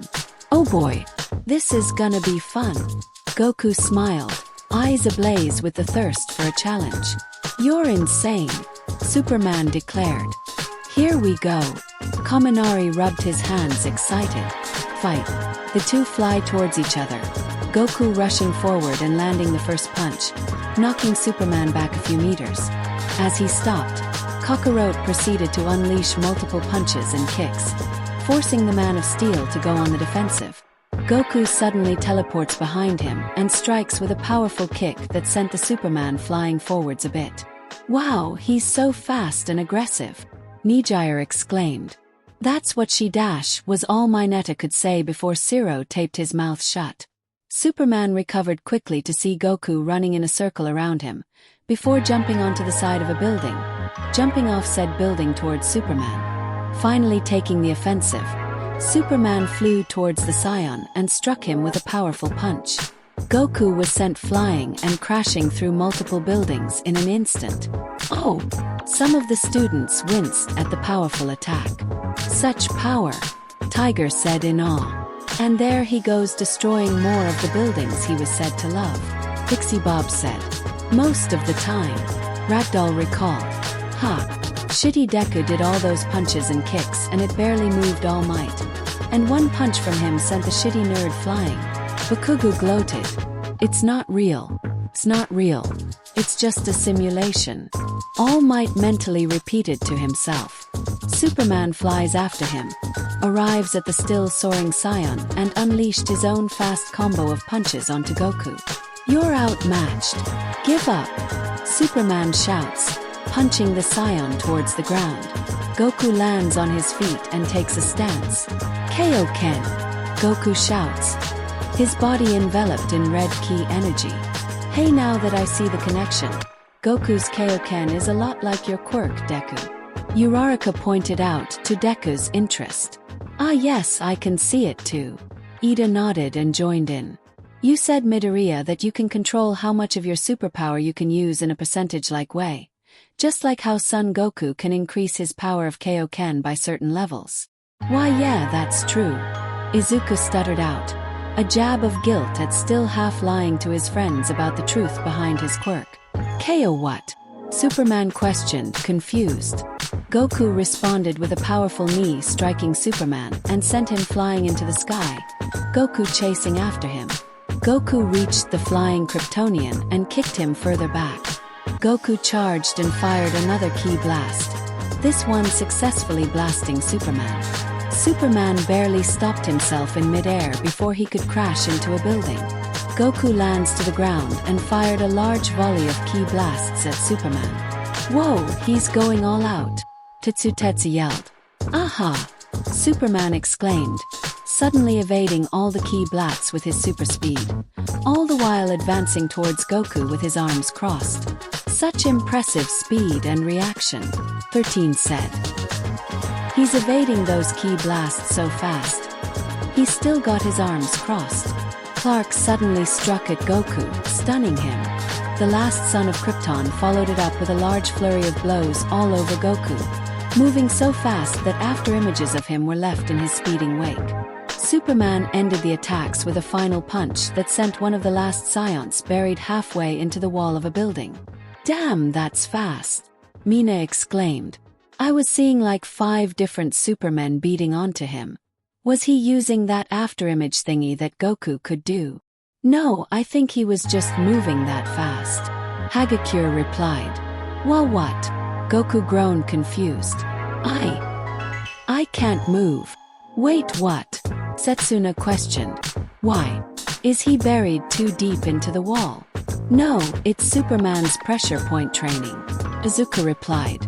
Superman must have been striking at Goku's pressure points with precision-based attacks to leave Goku momentarily paralyzed. "But going that fast?" Hagakure asked. "They said Superman was fast and smart enough to fight strategically while going at super-fast speeds," Shui answered. "It may have looked like brutish fighting, but he clearly does have amazing speed and senses." "So, you're an alien too, huh?" Superman asked. "What did you do to me?" Goku questioned. "Pressure points," Superman answered. "Didn't work at first, but my X-ray and microscopic vision let me find your body's weak points." "So that first barrage of attacks he did was him trying to stun him?" Hananuki asked. Goku's biology must be just different enough that Superman needed to use his super sight to detect it. Jirota answered. That's why he said "aha" before he evaded Goku's ki blasts, and why he claimed that Goku was an alien. He was studying his different biology and then attacked his weak points. And it's clear that Superman is trying to end the fight as quickly and peacefully as possible, like an upstanding hero. Ida added, chopping his arms in emphasis. "You won't be going anywhere." As Superman continued talking, Goku used his telekinesis to lift up a pouch from his side, a senzu bean floating out. "He's using his telekinesis," Mina pointed out. "And he's using it to feed himself a senzu bean to recover," Reiko said, smiling, pleased that Goku was using his telekinesis. "What is that?" Superman noticed the bag and questioned. Goku ate the senzu bean. The scion quickly detached himself from the wall, showing that the bean has restored him to full health. "He's all right," Kuda cheered. "And he's got a bag full of those senzu beans," Recovery Girl said. "If Superman doesn't destroy it, then Goku will continue recovering and grow stronger after every fight and potentially overpower him." "Ah, senzu bean." Goku sighed in relief and answered, before grabbing the bag and holding it out. "Want one?" "Wait. He's giving it to Superman," Kamakiri exclaimed, enraged. "Why do that? Maybe Goku just wants to fight on an even playing field with Superman at his best," Manga replied. "Still, it's rather adorable how he just asked him so innocently." Mina giggled. "No wonder Greenie's this guy's counterpart," Kyuka said, the girls nodding in agreement while Izuku just blushed. "No," Superman replied by incinerating the bag with his heat vision. "And now the bag is toast." Miruko sighed, throwing her arms up. "Congrats, stupid, you may be hot but not bright." Izuku blushed at Miruko saying his counterpart was hot, trying to excuse it as her saying it to Goku. Not him, though a small part of him couldn't help but fanboyishly jump in joy at praise from his, admittingly, first superheroine crush. "I'm ending this, now," Superman declared, flying towards Goku and prepared to unleash another powerful strike. But suddenly, his punch was blocked by Goku's hand, easily. "What?" Superman exclaimed in surprise, as Goku's hair and ki turned golden in his Super Saiyan form. "Hoo!" Kaminari cheered. "Super Saiyan time, baby!" Superman tried to back up, but Goku unleashes a massive combo of kicks and punches onto the world's first superhero, eventually ending it with a side kick that sent Kal-El back. "Jesus, he's so fast!" Zero exclaimed. "He's clearly going faster and stronger with each transformation of his," Oyama said. "I wonder if Superman is holding back still." "Probably," Tokoyami responded. "If he's anything like All Might, he might be pulling his punches in case he accidentally kills Goku. But isn't that the point of this fight?" Otto asked. It's death battle. Yes, and he will likely have to overcome that desire to hold back when the need arises. Oji said. Okay, Blondie. Superman stopped in midair. What's going on? Goku replied by flying towards Superman at fast speeds. Just as Superman threw out his fist to strike, Goku vanished and reappeared behind him, his back towards his own. Superman realized where the Super Saiyan was and prepared another punch, only for Goku's own to strike the Kryptonian stomach, making him gasp in pain, stunned. All Might hissed, feeling and rubbing a phantom pain on his stomach from his fight against All for One. I am Son Goku, Goku declared, punching Superman into the air again. And He flew at lightning-fast speeds before stopping at where Superman was flying towards. I am a Super Saiyan. Goku finished his declaration with an axe punch, sending the superhero crashing, back first, into the top of a building with a green L logo. Goku threw out both his hands to his far side. Kane! Goku yelled as the signature attack built up in his hands. He's doing it, Kuta jumped up, excited as he brought his hands back to mimic the Saiyan. Hiya! Goku yelled as he fired the Kamehameha down at the stunned Kryptonian. As it struck, the building exploded into pieces. He destroyed Hat Building in one blast. Mineta screeched in fear. Yet I highly doubt Superman is out of the count, Otto said. Afterwards, after the dust and debris settled, Superman was still standing in the middle of the rubble, almost completely unscathed. He doesn't even look fazed, Kaminari exclaimed this time. Well, this might take a while, Superman muttered. Suddenly, Superman looked to his right and groaned in pain, falling to his knees. Wait, did he get hurt by that attack after all? Pony asked. The reason for his sudden weakness being a piece of kryptonite left over from the remains of the LexCorp building. Shit. It's kryptonite. Hagakure cursed. What? Superman groaned in pain. No, not now. Goku roared as he flew down to continue the fight, but stopped and made a noise of confusion at Superman's sudden fall. He landed to the ground and asked with rather innocent eyes. Hey, what are you doing? How can he still act so adorable while like that? Uraraka guffawed. One word, Midoriya. Azui gestured to the blushing team, to which to the nodding heads around them answered the question and lead to more embarrassed blushing. No. Superman groaned. Goku looked to the kryptonite. Is that rock hurting you? He asked innocently. KRYP, tonight. Clark managed to groan out. Goku raised his hands and began charging up a ki blast. He's going to fire at him, Mineta pointed out. No, that's not manly at all. Tetsu protested. He fired the blast at the kryptonite, destroying it. There, Goku said.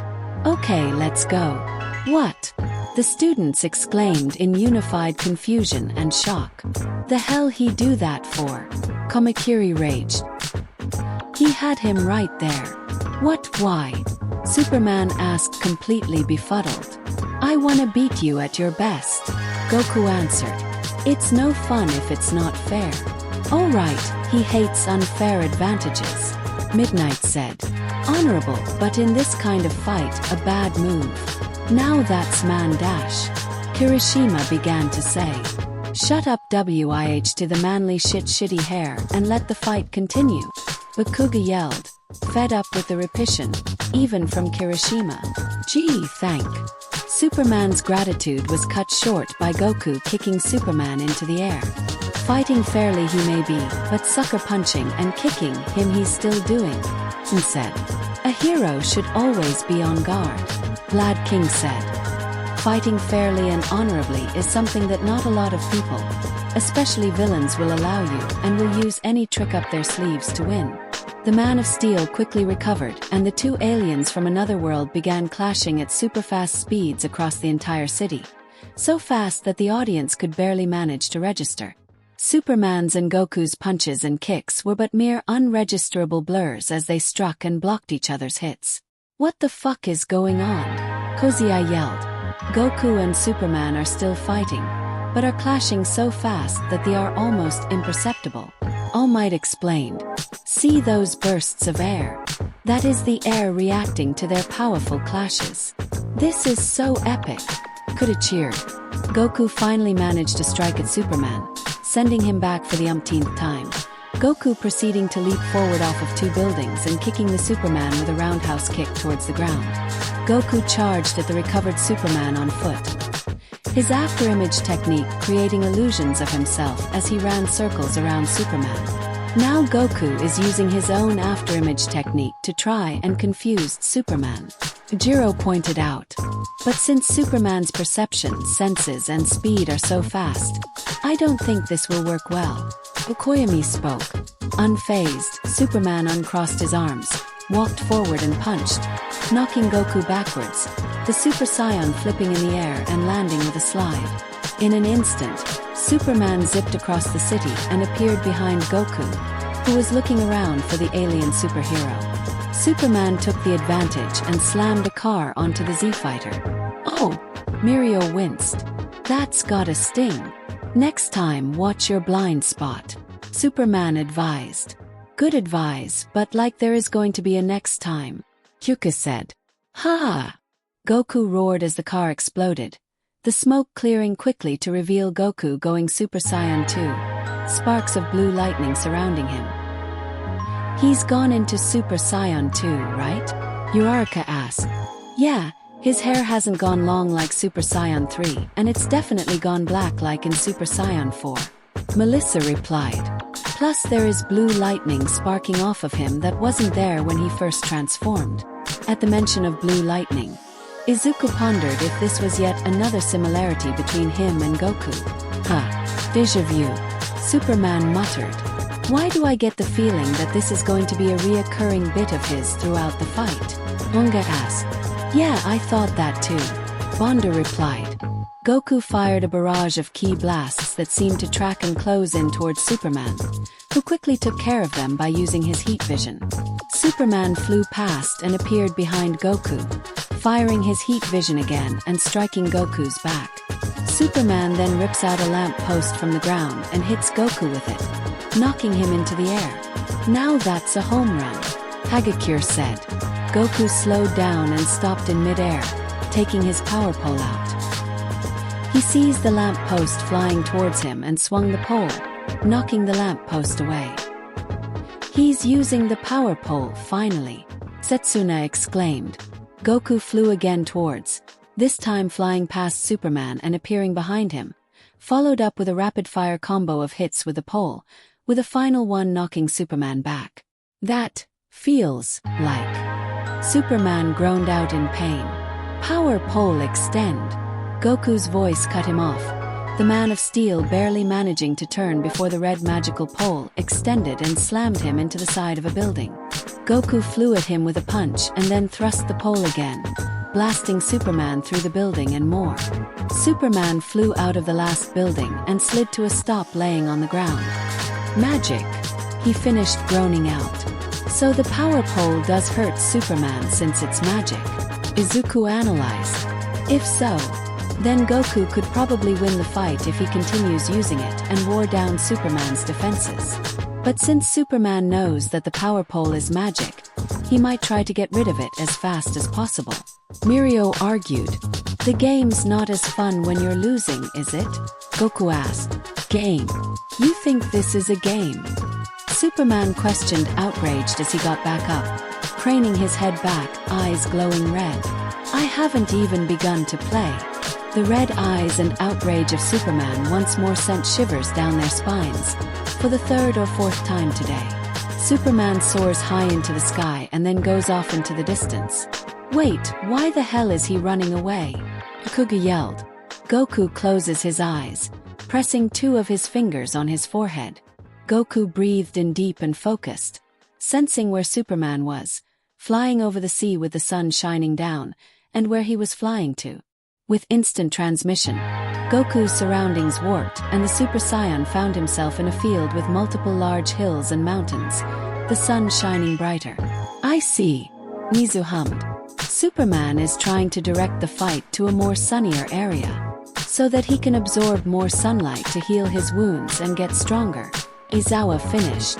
Goku opened his eyes and grabbed the power pole off his back again. As he took it out, he swung it downward while expanding its size, in time to strike the flying Superman, knocking him back down. Goku flipped down and extended the power pole more, yelling as he swung the now enormous pole towards Superman. "It can extend that far," May exclaimed, now wondering if she can make a more technology-based version of the power.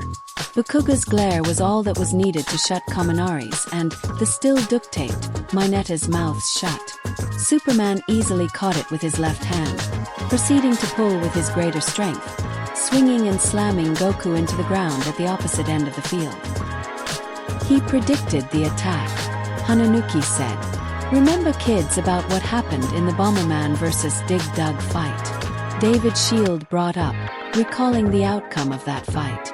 "Do not be too over-reliant on your support items, as over-reliance can be very detrimental." Superman then tossed the normal-sized power pole towards the sky, it flying far out of the atmosphere. "Smart decision," Endeavor commended.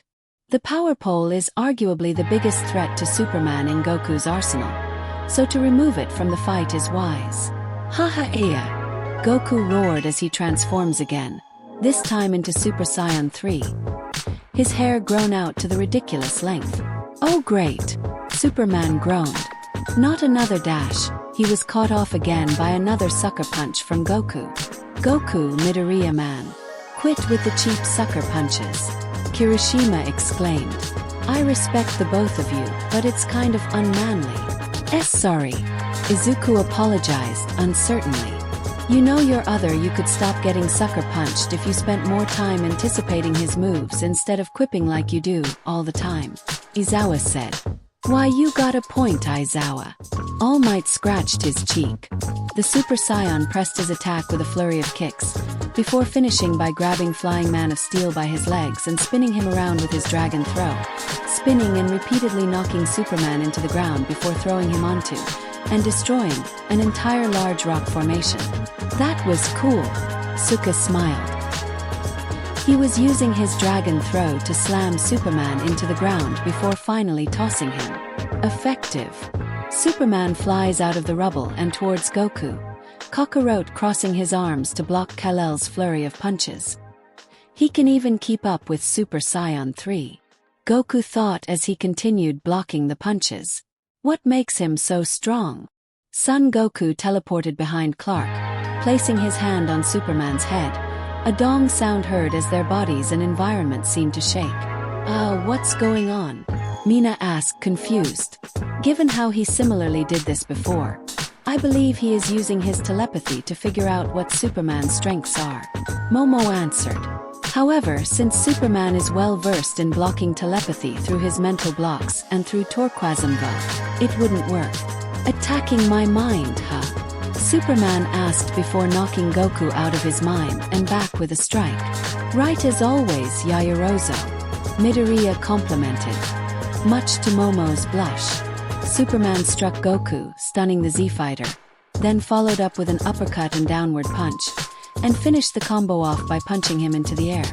Superman flew up to where Goku was headed and slammed his fists down, knocking Goku to the ground so hard he formed a crater.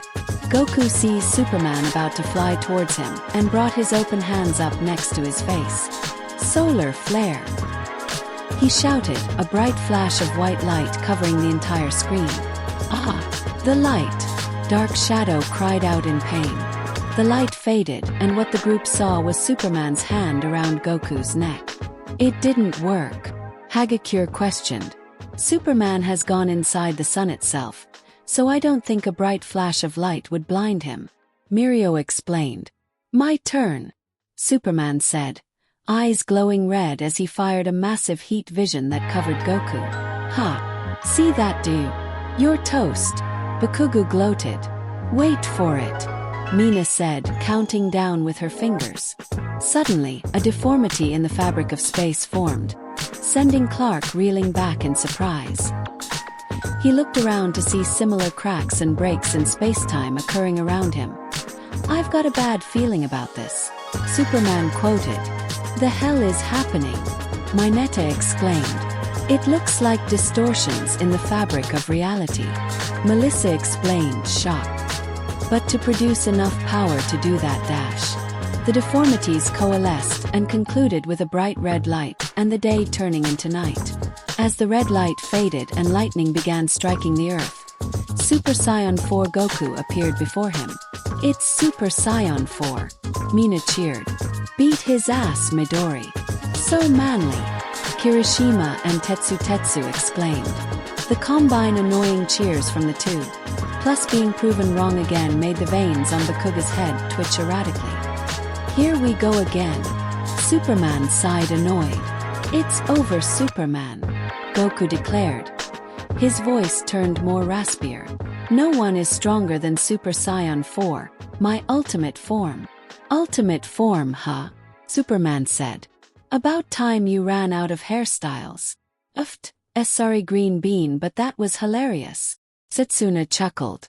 As Deku rubbed his head and chuckled, a slight blush on his cheeks, Momo narrowed her eyes between the two green-haired teens, noticing how close they were to each other. "It does appear that we will have a talk with the others, Tokage." Both begin floating upward, then finally flew towards each other to continue the fight. Fist met fist, the air bursting at both aliens' power. Then the Man of Steel blocked Goku's right kick, followed by the Super Saiyan blocking own strike.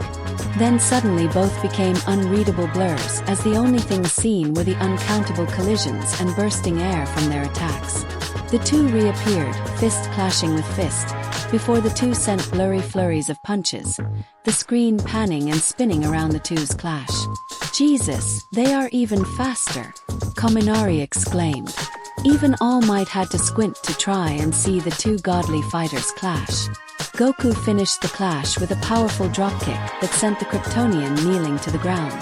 Superman breathed in deep and unleashed his Arctic breath, a huge gust of freezing wind towards the approaching Saiyan, trying to freeze him in his tracks. "So that's the Arctic breathe, huh?" Todoroki hummed, looking to his right side, pondering if, just like he was asked if he could breathe fire, could he use the right side of his quirk to use a similar Arctic breathe.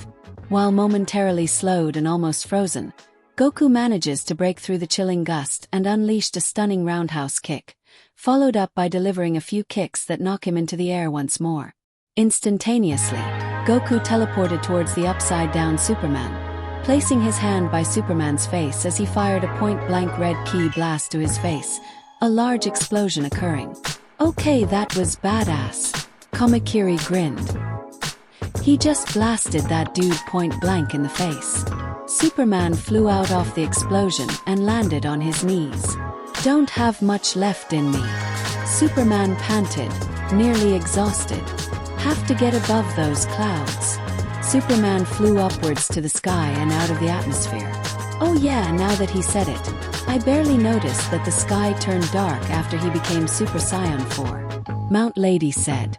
With the direct sunlight from the sun blocked, and with all this fighting with Goku, Superman must be running low on power. Midnight deduced. So he's going to fly up and towards the sun to recharge. "Oh no, you don't," Goku yelled, giving chase by sprinting and jumping after him. As Superman exited the Earth's atmosphere and towards the sun, Goku caught up behind him, stopping and clasping his hands to his side again. "He's going to do it again," Kuda pointed out once more excited. "But didn't that work that last time?" I gasped. "Back when he was using Super Saiyan 1, Vlad King explained. "Now he is at the peak of his power, so it must be more powerful. It could very well decide the fight." Me, ha. Me.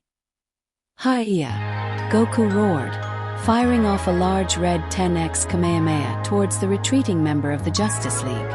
Superman turned back to face the oncoming beam and fired a huge blast of heat vision towards it. The two beams met and clashed in a near standstill, red energy exploding out as the two pushed with all their might. "This is so cool," Kuda cheered. "Go Papa. Go Grandpa. Do your best." Eri cheered for both combatants. Izuku and All Might smiled at the enthusiasm and encouragement from the two kids. Well, since this is not real, I don't have to feel afraid or too guilty. All Might thought. Give it all you got, young Midoriya, let's give these kids a show.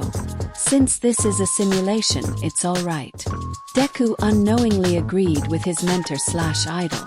We can't disappoint Eri and Kuta, so let's give it our all and go plus ultra, All Might. Fed up and ready to put an end to this, Goku growled out, Kai. Oh, Keen. He can still do that in this form. Itsuka shouted surprised. Now that's more like it. Miruko approved, pumped up. Don't hold back and let it rip. Goku was bursting with red energy, and the Kamehameha wave grew larger and began overpowering the heat vision. Superman struggled to push back, but the beam caught up to him. Gah! Superman yelled as the beam blasted him into the sun. Yes, you did it, Deku. Uraraka cheered. No, I didn't. Deku interrupted the cheering from the Goku voters. Remember that Superman can survive inside the sun? The Goku voters went silent and pale. And he gets stronger the longer he stays in there. Itsuka said with horrifying realization. Phew, that's it. Goku panted exhausted, reverting back to his normal state. All the while panting tired. Good fight. Wait, how can he breathe? He's in space. Toto asked. I think he's not fully into space. Izuku explained. I think he's technically still within Earth's atmosphere. As Goku prepared to fly back to Earth, his eyes widened, sensing something. Wait. There's no way, Goku declared, turning back towards the sun. He's still alive. It's the sun. He's using the sun. Goku realized. But I'm drained. Oh shit, I forgot. He just blasted that dude into his power source and Goku is exhausted. Kaminari freaked out. Goku raised his hands upward. Sun! Goku yelled out. Lend me your energy. Sparkles of the sun's energy sprinkled down towards Goku, while Superman was seen resting and absorbing the pure solar radiation of the sun. Meanwhile, the energy from the sun likewise went down to Goku, forming a larger and larger spirit bomb. They're both gaining power through the sun. Pony asked. Remember that the spirit bomb can be formed by either sentient being willingly, or non-sentient things more easily. Yui explained. But the spirit bomb is useless on those of pure heart, like Superman. Reiko pointed out. And there is more than one use of the spirit bomb other than attack. Yui pointed out herself. Superman exited the sun, covered in fire and power, while Goku transformed back into his Super Saiyan form, the spirit bomb flowing into him as his own golden aura grew. The energy suddenly shrank and condensed into a single golden orb. Alright, he can absorb the spirit bomb, Uraraka said happily. Now he can fight and end this. Goku roared as he fired the large golden beam of ki energy. Superman flew towards him. The two reached each other and with his strength, Superman blasted through the beam. Superman slammed into Goku, the two tunneling into the core of the planet. Did he just send them into the core of the Earth? Cozy Eye shouted in shock. Goku transformed back into Super Saiyan 4 and flew towards Superman, and he to him for one last attack. Dragon Fiest! Goku yelled. His fist glowing golden as a golden key dragon followed the Scion's fist. Superman cocked his fist out, it shaking and vibrating with the power of the infinite mass punch. With the rumble of the Earth's core and energy everywhere, the two met, everything going black, with only Goku and Superman left seen. Superman's fist striking Goku's unseen chest, and Goku's fist going through Superman's chest. Mirio smiled as he saw what happened. The screen shook and rumbled, the screen shifting to see the whole Earth. It was silent until a near-silent boom sounded. The entire Earth was obliterated into a million pieces in an instant. Seeing the destruction of the simulated Earth, jaws dropped in unction to the floor and eyes went as wide as saucers, full of disbelief and horror. Ha-ha-ea! Goku shouted as his body disintegrated and was consumed by the energy from the infinite mass punch. the same energy consuming Superman as the screen went white. As the light faded, Superman was shown floating in space, appearing lifeless. Then, thanks to the light of the sun, Superman opened his blue eyes. KO. The final results were shown in Superman flying away, while Goku's boot was shown floating in space. Silence hung over the audience entirely, until a chuckle was let out and the dam of silence was broken. Yes! The Superman voters cheered in victory, while the Goku voters sighed and groaned in defeat. Damn it!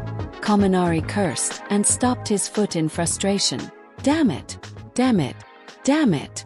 What happened? Sato questioned. It looked like Goku's attack punched through Superman. It did. Mirio confirmed before explaining. Superman vibrated his body so fast at that moment that the attack phased through him. It's over. It's finally over. Boomstick exclaimed in pure delight and relief. We never have to hear about it again. Kuta pouted childishly, while Eri was both happy at her grandpa's victory and yet saddened by her papa's counterpart's defeat. It took Deku's simple head rub to cheer the two up. Haha! Bakugo roared in victory and gloating. Take that shitty Deku. Finally one of your counterparts dies against someone else. And by All Might's counterpart no less. How does it feel, huh? What a splendid fight, young Midoriya. Buff All Might shook Deku's outstretched black whip tendril. While it gives me no joy to see a student perish in this fight, your counterpart was an amazing fighter and did well. Thanks, All Might. Deku smiled. Yeah, it's a shame that I lost, but at least we both fought great. And your counterpart, All Might, was so awesome and powerful. Don't ignore me. The angry Pomeranian barked outrageously. Indeed. Wiz agreed. Superman may not be as tenacious as Goku, but sometimes, tenacity only prolongs the inevitable. Superman's power is insane, Boomstick yelled. He can even patch up holes in reality with just his own static electricity. I'm sorry, what? Melissa did a double take. Goku did not fully understand Superman's connection to the sun, thanks to Superman's Torquasm-Vo blocking mental attacks, and would not think to teleport him to a red star. Wiz explained. And even if he did figure it out, he would run the risk of teleporting him to a blue star, which actually increases Superman's power, so that he could fight him at his best, like he allowed Frieza to reach his full potential even if it risked him losing. So even if Goku read Superman's mind, he would only be assuring his own downfall more, Todoroki said. His thirst for battle and fairness is his own worst enemy, Okoyami said. And if Goku destroyed the sun, if he wanted to get rid of Superman's strength, the supernova would blast all the way past Mars and beyond and incinerate him, Boomstick added. And I doubt that he could use instant transmission quick enough or concentrate enough to escape a supernova, Itsuka added. He also would not use kryptonite to weaken Superman, as it would give Goku an unfair advantage, which the Scion despises to have, Wiz said, showing Goku destroying the kryptonite again. And while the power pole is magic, which Supes is weak towards, Goku also didn't know that, Boomstick pointed out. If he did, it'd be questionable if he would toss it aside. Nah, I don't think he would, Setsuna replied. Unless you're magical or something, everything is weak to magic. It's magic. So, if weaknesses don't apply, it ultimately comes down to who is stronger, faster and tougher, Wiz said. Strength. The force needed to move an object out of the sun's orbit by 1% is about 1,000 times less than the object's mass, Wiz showing Superman moving the Earth and the resulting math. The Earth weighs in just under 6.6 sextillion tons. This means that Superman is strong enough to move 6.6 quintillion tons. But since his solar power can rise infinitely, this is nowhere near his maximum strength, Boomstick pointed out. Again, I'm impressed by how thorough and serious they went with this fight, Kyuka said, impressed. Beat. While being timed by Max Lord, Superman flew to the sun and back in less than 2 minutes. Wiz calculated. That's 9.4 billion kilometers per hour or 5.9 billion miles/hr. Not to mention he was fighting Wonder Stripper the whole time. Boomstick pointed out again, showing Superman clash against Wonder Woman. Momo's eyes twitched at the name, Wonder Stripper, being applied to her counterpart. True, so it's likely he can go faster. Wiz agreed with his co-host. According to Batman, he can fly at least 17 billion kilometers per hour. And nobody argues with Batman, Boomstick declared. A scene of Batman intimidating a thug getting the point across. I know I wouldn't. Kaminari shivered at the glare of Batman, and added mentally the glare of his counterpart Aizawa. Durability. The Man of Steel can survive the impact of multiple supernovas, each with about 10 octillion megatons of force, Boomstick revealed. So, Superman's feats and skills are definitively measured, Wiz said. However, Goku's are not and are difficult to judge. Not only does Dragon Ball heavily abuse cinematic time, but Goku's final adventures in Dragon Ball GT are incredibly inconsistent due to his untimely magical transformation into a child. Wow, the room got a lot bigger somehow, Goku said, turning from a full-grown adult into a child magically. Oh! The girls cooed at the return of young Goku, now pondering what young Izuku looked like. As ki is dependent on the physical body, his child form could not handle his own ki, sending his power into flux. Wiz deduced. It can't take it. It's too weak. Goku groaned out, reverting back into his normal form after trying and failing to transform into Super Saiyan 3. My older body was more developed. And obviously, we're not using that future Goku, cause that would require a ridiculous amount of assumptions, Boomstick explained. Not to mention we'd have to use future Superman, who's pretty much God. They showed this future Superman glowing and completely covered in gold. While Ibara frowned at the blasphemous words of Boomstick, jaws fell once more at the golden, more powerful Superman. So, like Superman, we need to judge Goku in his prime, Boomstick proclaimed. After experimenting with dozens of different theories, we discovered an ironclad method to finding Goku's limits, which we call the gravity formula, based around his training in increased gravity, Wiz declared. Due to his style of training and Saiyan heritage, Goku increases his abilities proportionate to the amount of force he trains under. Scions are born with a unique ability to fight anywhere, King Kai revealed. An interesting theory, Ida hummed. Much like your muscles get stronger the more you lift weights over and over until it's easier, Goku's training under greater gravity must have done much the same. While in base form, Goku could lift just under 40 tons. Wiz deduced, showing the gravity formula. This is equivalent to 586x normal Earth gravity, which we will use in the gravity formula along with the Super Saiyan multipliers to calculate Goku's maximum potential. Note, the gravity formula goes as follows.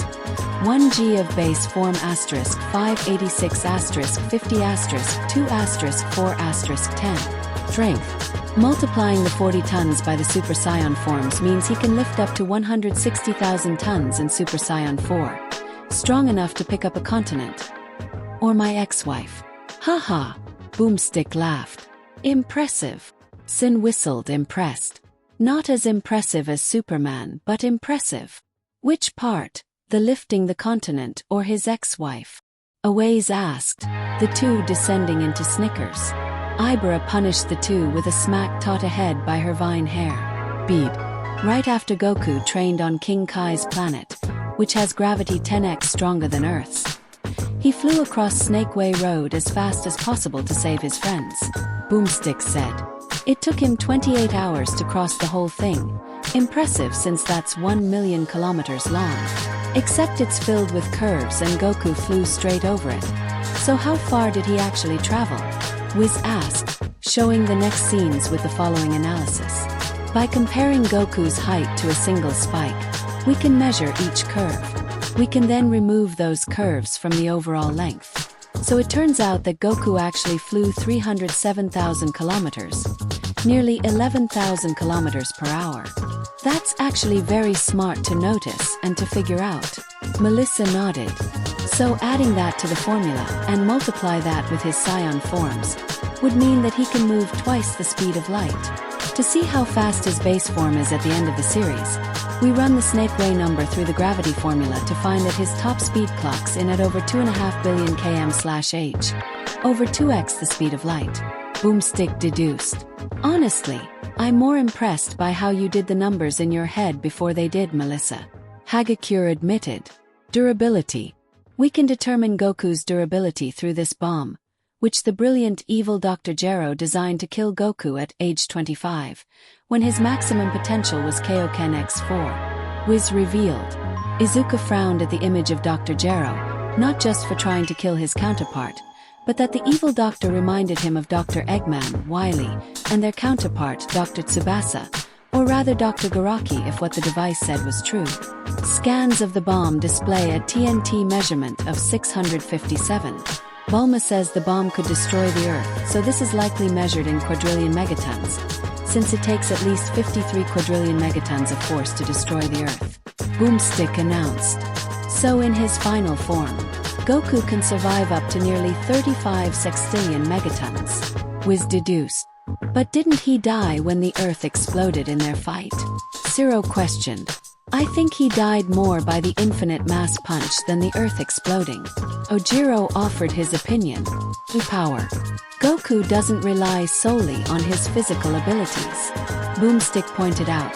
Goku's shown amplifying his finger with ki and using it to block a sword wielded by another Super Saiyan. He amplifies his strength and durability with ki. But even though his ki reserves cannot be measured, we can determine his maximum output. Wiz explained. See, his ki attacks do not force him backward unless he allows them to. This was shown via Goku flying away from his own Kamehameha. Even when firing upward at full power, the ground beneath him remains relatively untouched. Boomstick said, Goku's Kamehameha on Vegeta destroying the Earth around him, but not under him. How is that possible? Kinoko asked confused. Therefore, according to physics, his maximum output is at most equal to the amount of force he can withstand. Wiz analyzed. Luckily, we just calculated that with the Gero bomb. Boomstick said. Oh, I guess that makes sense. Kinoko said. Conclusion. Alright, now that we've determined Goku's maximum potential, let's compare it to Superman's. Wiz said. Strength. Goku, 160,000 tons without ki. Superman, 6.6 quintillion tons. Speed. Goku, 2.5 billion k/ph. Superman, 9.4 billion k/ph. Durability. Goku, 34.7 sextillion. Superman, 10 octillion mount. Holy shit! Boomstick exclaimed in pure shock. Not even close. Yikes! Mike winced. Seeing the numbers, I feel kinda stupid for voting for Goku. Now we can keep throwing feats and equations around.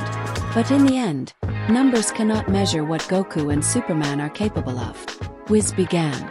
They are both ultimate heroes, solutions to daunting problems and achievers of the impossible. Plus ultra. The students minus ever-silent Bakugu, Shinso, Todoroki, Yui and Monoma yelled out. The difference is at the core of their character. Wiz explained. Goku has never been invincible. He has very clear limits and must overcome those limits to solve the problems at hand. That's the whole point. The members of the DK Squad and Class 1A in general smiled at that. Thinking on all the Izuku has done, from overcoming his own broken bones to continue fighting, bringing out the best in them even without them asking to, and fighting dangerous villains and pulling through every time. They had doubts about Izuku being Goku's counterpart. They were laid to rest here and now. On the other hand, Superman's story is not about the fight to become the best, but of an immigrant facing the challenges of home versus heritage. Wiz revealed. After accepting his alien side, Superman has reached his full potential, which under the endless power of the sun is essentially limitless. In short, Superman is as strong as he needs to be. Quote the Superman homepage. The heroes, especially Endeavor, nodded how that definitely sounded like All Might, who always seemed to be the best of the best. How they could never catch up to, the wide between them and him to Vast, who always seemed invincible. And even against his final opponent in All for One, he continued to be the unbreakable, unyielding symbol of peace that they always needed him to be. But now with him retired, the heroes now have to stand ever more present against the darkness left in All for One's wake and strive towards a future where they can keep that hope All Might ignited alive. Upon those words from Wiz, All Might thought back to when he graduated from UA and left Japan to America in order to flee from All for One, after he murdered his master Shimura. He remembered struggling against the self-doubt and hatred he had for fleeing from his home, fleeing from the monster that murdered the only true mother figure he ever truly had, and whether he could defeat that ultimate evil. Then he worked as a hero in America, saving people, giving them hope with his smile, and remembered his master's words, his teachings, and worked to see that hope and peace brought to his home. And no matter what fear he had towards All for One or any villain in his way, he would smile through it all and be the most powerful symbol and hero he needed to be to make the world he envisioned a reality. So what happens when you pit a man with the power to break any limits against another who has no limits in the first place? Wiz asked. Well, only one has limits to give it all. Kinda feels like that whole metaphor of an unstoppable force meets an immovable object. Kirishima hummed out. Goku just KO can't keep up with the Man of Steel. Boomstick punned. Darn it! Mirio cursed. I was just about to make that pun. Then please Mirio, stand still and receive Boomstick's punishment too. Nijaya replied, smacking her friend with a frying pan while the students and even some of the teacher sand adults laughed. The winner is Superman, Wiz announced. As the video ended and the claps were concluded, Nizu spoke up with, well, I believe that is it for today. Ugh, finally.